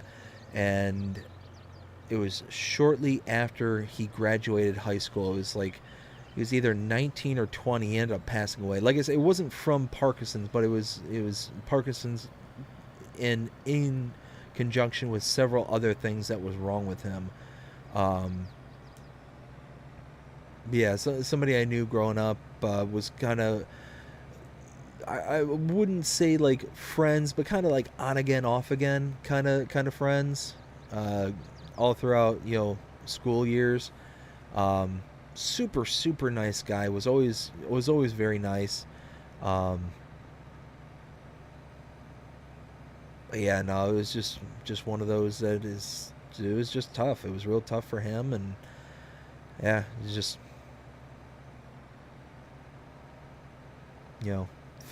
felt real bad for his family, felt real bad for everybody who was really close to him and all that stuff. It was a bummer. It was an absolute bummer, because like I said, he was a real good guy, really nice person. So yeah, it was just sad. It was really sad.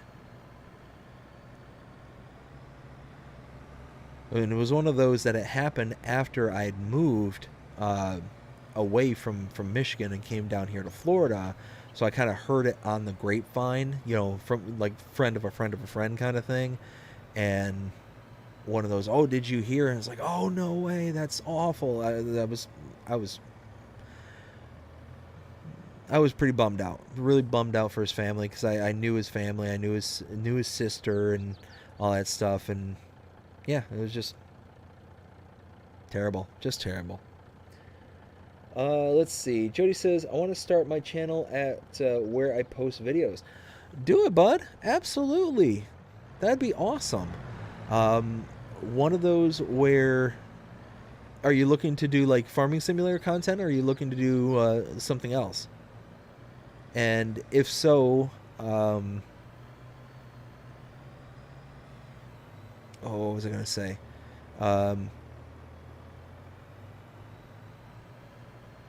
Oh, goodness, I had it and I lost it. I was going to say if so, but then I lost what the if so was going to be. Anyways. No, anyways, Jody, absolutely, bud. Absolutely. Create a channel and start doing it. One of those that, like I said, when I started doing YouTube and starting to stream and do all this stuff, I had no idea where it was going to take me. I had no idea I was going to be here a year and a quarter later and have 1,500 subscribers, getting to hang out with so many awesome people, night in, night out kind of thing, getting to interact. It's an absolute ball. Now, don't get me wrong, it's a lot of work. It's a lot of work. Um, I'll sit there and there'll be times like right now, it's almost 12:45. And, we'll be sitting here hanging out and having a great time. Don't get me wrong. Um, but there's just last week when we had all those map updates and I think it was one or two new map tours that were done. I was up until like 4 in the morning that night, and woke up the next day at 8, kind of thing. So I had like 4 hours of sleep. I was absolutely exhausted, kind of thing. But it was one of those that, I have so much fun doing this that it's worth it. It's worth those kind of late nights and early mornings. And yeah, like I said, I just have an absolute ball. Have an absolute ball. Okay, yeah, so that is chugging. How's this looking? How are we looking on this? Oof. Oof, we're going to be cutting it really close. Really close.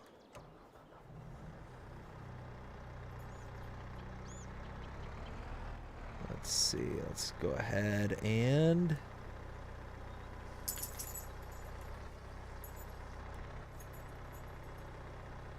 There we go. Perfect. Let's see.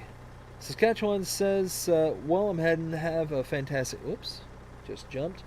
Have a fantastic night. Got to see my girlfriend Taylor on Tuesday. All right, bud. We'll have a fantastic night. Hope you have a good one. When's the next live stream? Unfortunately, Saskatchewan, I have no idea. No idea.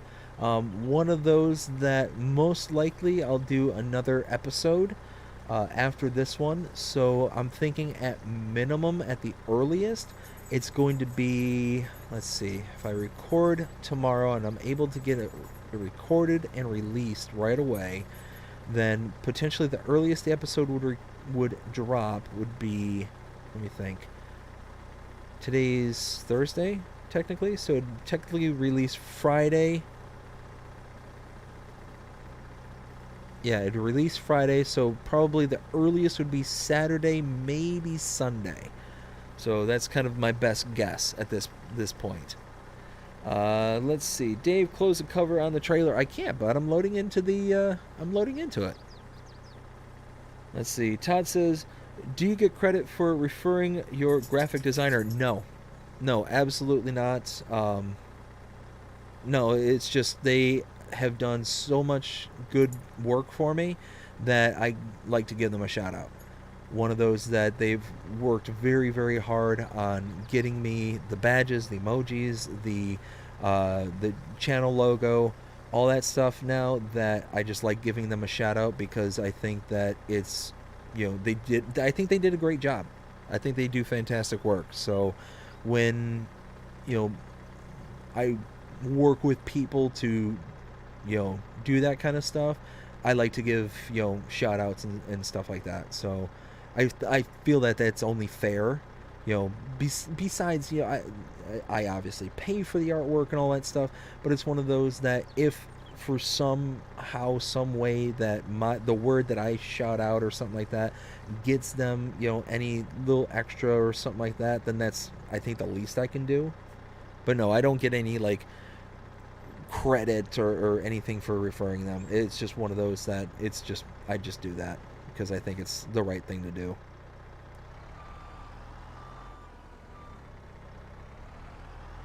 And like I said, I would do that with anybody that I work with, kind of thing. If there was somebody who did work for me for the channel or anything like that, then I would absolutely be giving them shout outs and all that stuff, just to, which I've done. I've done that numerous times.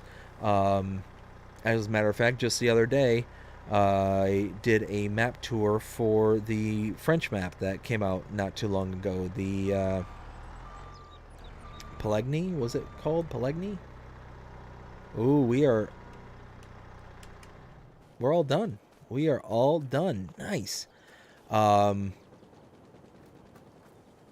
yeah, it was one of those where, as I'm doing the map tour, I completely somehow missed that there were sheep barns or pastures built into the map. Completely overlooked it when I did the tour. And I gave a shout out to Farming Fan. I'll give him another shout out. A longtime follower of the channel, where they ended up pointing out and said, hey, there was, farmlands X, Y, and Z that you missed, that had pastures on them.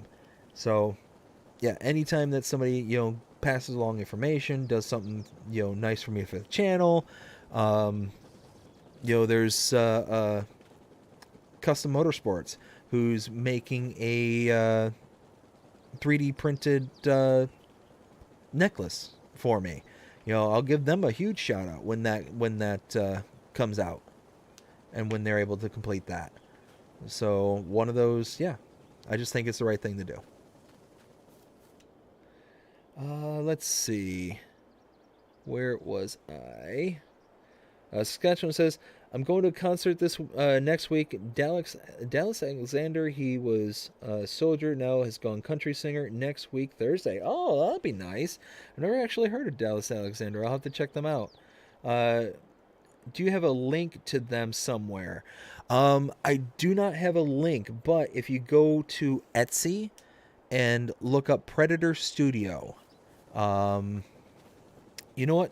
Actually, Todd, I have you on Facebook Messenger.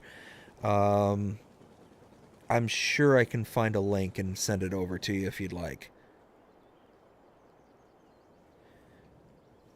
Let's see. Ken says that'd be Sunday or Monday for me. Yes. Yes, because Ken, you come to us from the future. All right, look at that. 12,653 liters. We have, what, 300,000 in there? So, we were just shy. Yeah, 300,000 liters. So we were just shy of that 245,000 there, Ken, that you had estimated. So, yeah, not too far off. Now let's go ahead and drop this off. We will load this all into the train and then sell it off. And we will be making a boatload of cash. Let's see.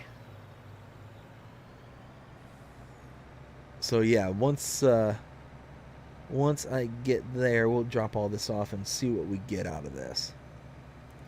And with this money, we'll be able to pay off our loan, because we do have a $50K loan right now. Oof.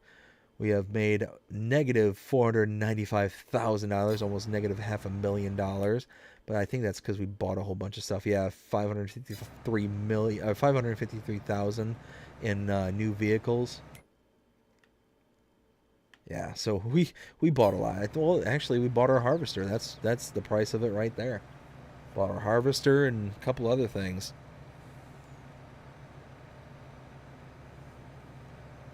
So let's go dump this out, and I'll catch up with the chat real quick.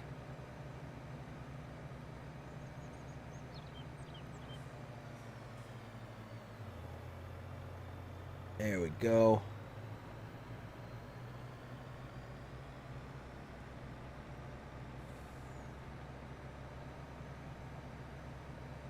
So yeah, we're gonna make a pretty decent profit off of this, and we're gonna get a really good environmental bonus too. So all in all, I'm thinking we're gonna make a good chunk of cash. All right, here we go. Dump that there.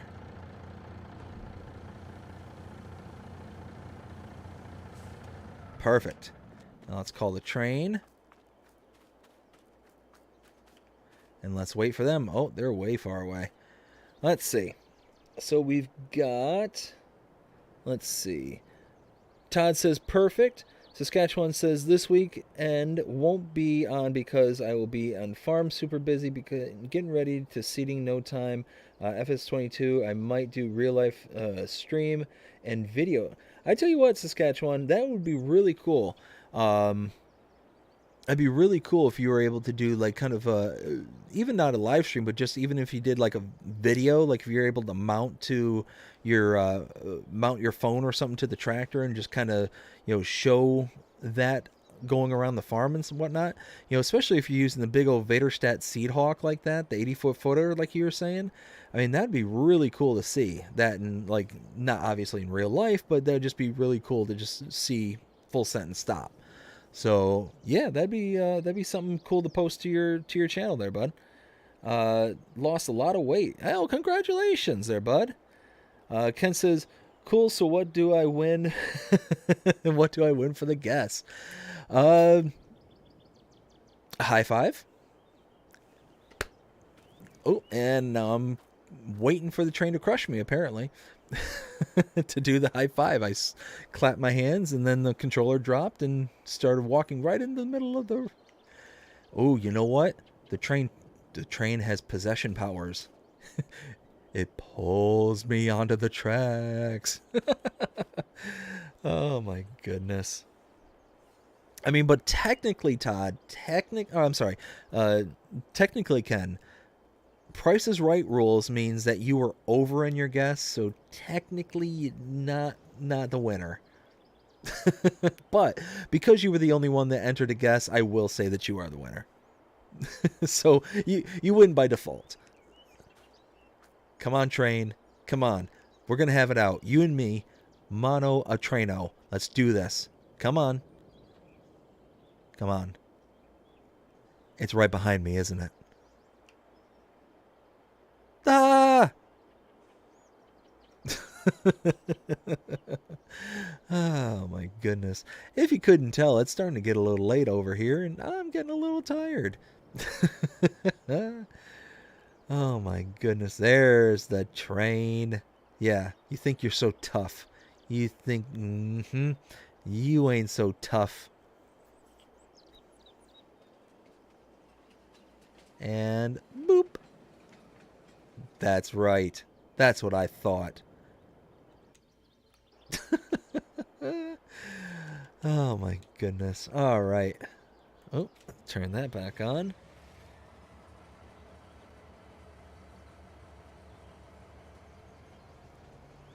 Let's pull this up just a little ways. We've got quite a bit of seeds I'll tuck away in here.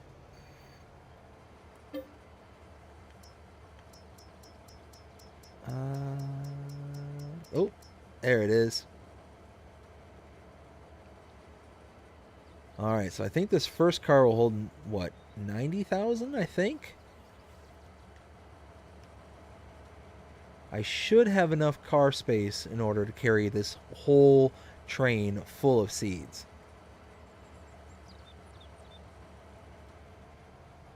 All right, 90,000 in the first car. Let's see what we get in the second car. Todd says to Saskatchewan, check there are several farmers that do it. Check them out for ideas. They can set up cam setups.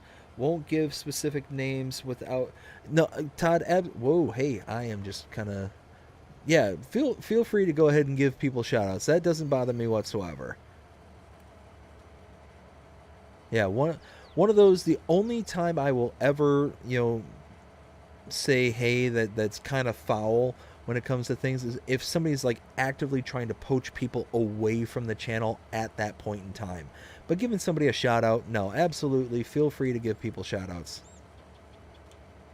Let's see, that one's open. I might not have enough room in the train. I don't. Well, guess we're gonna have to make 2 trips. Let's see how much we got here. So total seed I had was 312,000, give or take.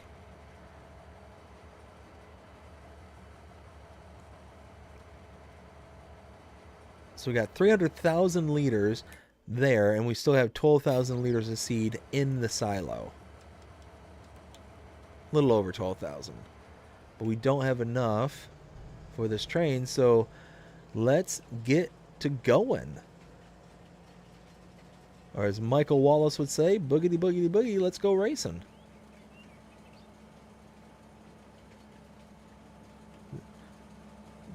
Jonah, you'd be proud. The train and I are at 1. We talked it out, we worked things out, and the train's no longer angry at me. It didn't tell me why it was angry at me, but as you can see, we have reached harmony.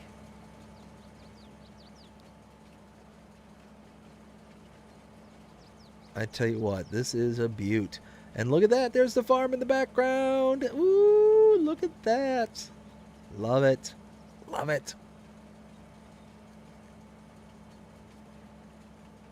All right. So, let's see what we get here.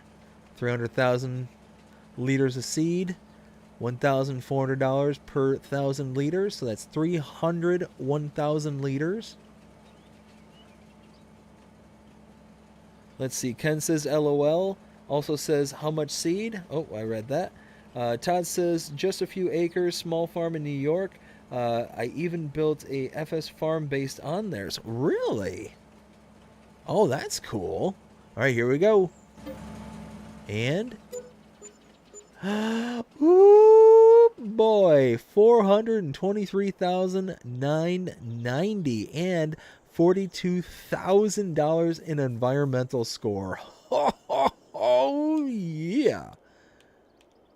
Oh, that is awesome. Now let's get that last little chunk there. Well, now we gotta wait. We gotta wait for it to come back. That's awesome, Todd. Based, like, are you saying that you made a map, or that you actually just kind of used a map to then take their farm and kind of like set it up in a similar way? Let's see. Ken says cool amount of seed. Absolutely.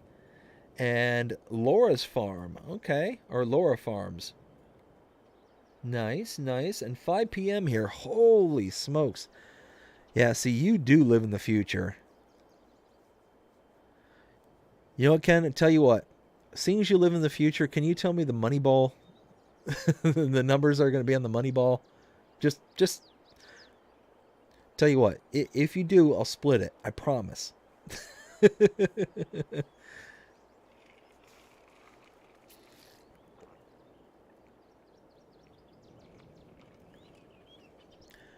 .5 kilometers.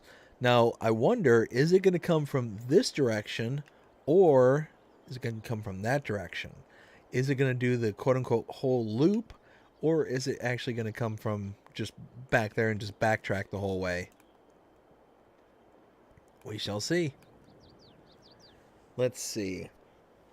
Todd says, those were the New Jersey pictures I sent before. I set up the map to roughly mirror. Oh, gotcha. Oh, the new, gotcha, the New Jersey photos. That, yeah, okay. Oh, that's cool. Ooh, now I'm gonna have to double check those. Yeah, I'm gonna have to double check those just because now that I know they're actually like kind of loosely based off of something, that'd be awesome to see. Oh, and Farmer Groot, you sent me. Yes, I want to see what you sent me. That the easier setup. Oh. Yes. Okay. Yeah. So there are several. Let's see. Tons of seed productions out there. Yes. So there are different methods that you can go through, productions wise. I prefer this one in particular. Now here, let me double check something real quick.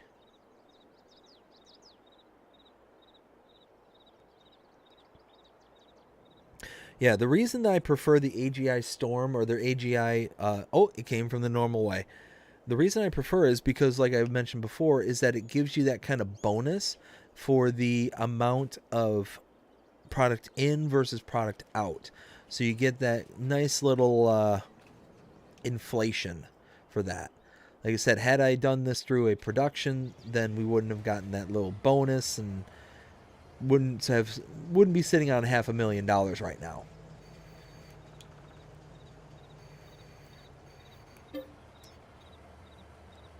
And all right, round number 2. Let's see what 12,653 liters gets us. Let's see. Ken says, sorry, I can't help you there. Crystal ball broken. Ah, man, just my luck. Well, that's all right. I'll forgive you this one time, Ken.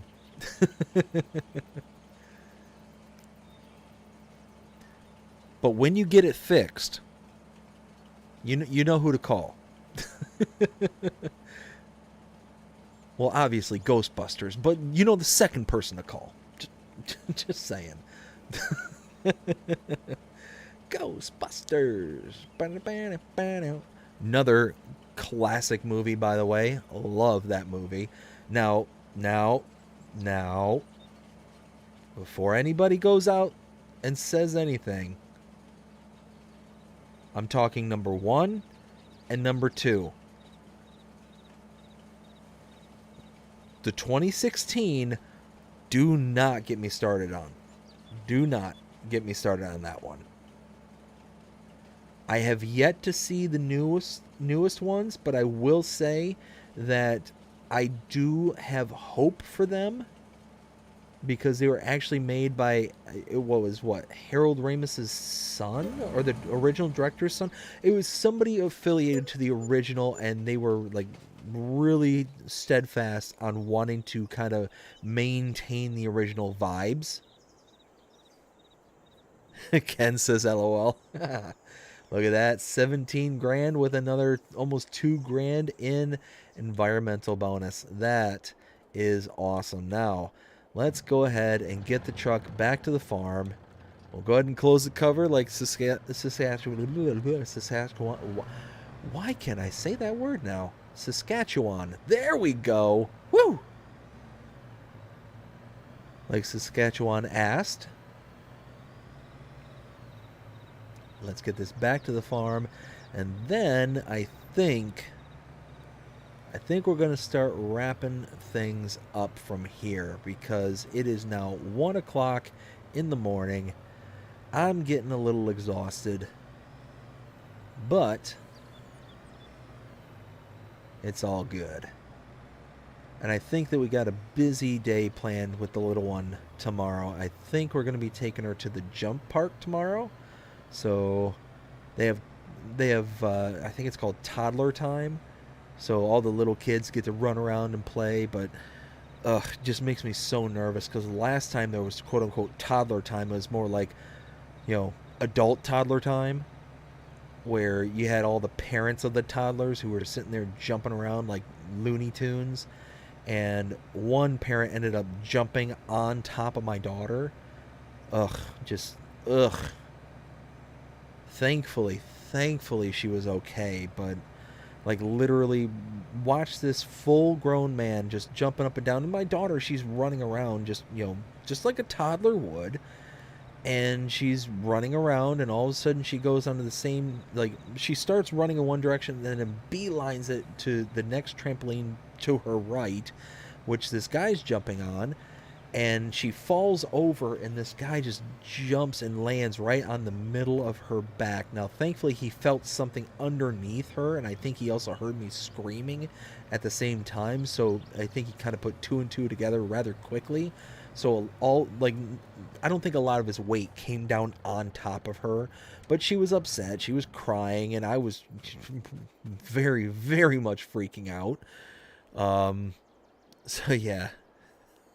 One of those, it was a rough day that day, but that was a while ago. Let's see. Ken says, don't go beating up the neighbors. LOL. Well, like I said, cooler heads prevailed, and I think that in the end it was handled responsibly. So hopefully, as long as no other silliness happens, that shouldn't have to happen. I think. But I'll put it to you this way: as long as he doesn't threaten my dogs, threatens myself or my family, then we're gonna be fine. We're gonna be fine. He can have his little slice of property. I can have my little slice of property. He can do what he wants over there. I can do what I want over here, and it's all good. It's all good from there. Jody says, hope you have a good night, buddy. You as well, Jody. Thank you all so much for hanging out with me tonight. I've had an absolute blast. We had quite a few of you stop in tonight. It was a good night. I tell you what, I have a blast every single time I come on here and do these live streams, being able to do this. Now, I will say before we all jump out, um, we are expected to do some changes around here. Um, so right now, as we are well aware, the live streams and Let's Play series are all interconnected and whatnot. Once we get through Alma, Missouri, and we're no longer kind of doing things on this map, we move on to our next one. We are splitting them out. We are going to be having a separate live stream and a separate Let's Play series. And those two things will be their own separate entities. They're not going to be, related to them whatsoever. They're going to have their own maps, their own kind of things, to where on the live streams we're still going to be doing it like this. We're still going to be coming on, having fun, but we're going to be able to buy, sell, trade, basically do everything. We're going to build, we're going to do everything that we would normally reserve for the Let's Plays. So yeah, I'm really looking forward to it, to be able to kind of have their own separate entities, their own separate environments. And yeah, to where the Let's Plays are still going to be the very much story driven kind of thing. Don't forget the shout outs. Oh, so I did do that earlier. But tell you what, I will go ahead and do that again. I think you were actually out when we did that, so I will go ahead and give one more shout out to all my tier 2s. Thank you all so very, very much, all of the channel members, but thank you tier 2s. You are all awesome, and I greatly appreciate you. So I will start out by saying, let's see, Mark K, Will T Gaming, Ken Adlam, Rail Fanning Jonah, Karma Comment Chameleon, Revere Time Todd, Crazy Chris Sims, and Luke Bernie King. Thank you all so much for being tier 2 channel members.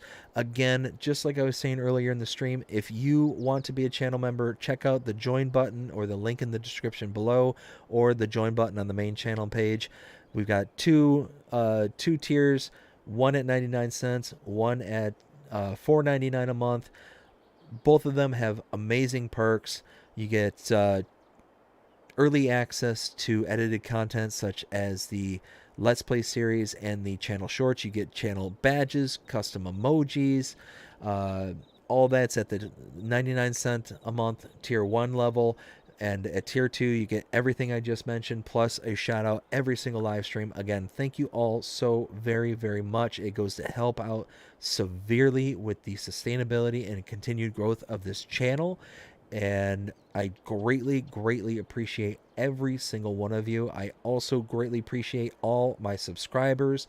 Thank you all so much. We are now over 1,500 strong at this moment, and we are continuing to climb day after day after day. This channel has just been going crazy here lately, and I have been really loving it. So again, thank you all so very, very much. Thank everybody who has come and hung out with me here tonight. I had another raid by Driver 53, which is absolutely fantastic. Thank you again, Driver 53. Really greatly appreciate it. Really do. It really helps out the channel. So yeah, just again, super grateful, super thankful to everybody out there. Thank you all so very, very much. I hope everybody has had a ball tonight. I know I have. If you did, please show me by liking, sharing, subscribing, following, commenting, doing all the things the algorithms enjoy you doing that shows you engage with this channel, enjoying the content. And that being said, I hope everybody has a fantastic day, evening, night, wherever you are in the world. Take care.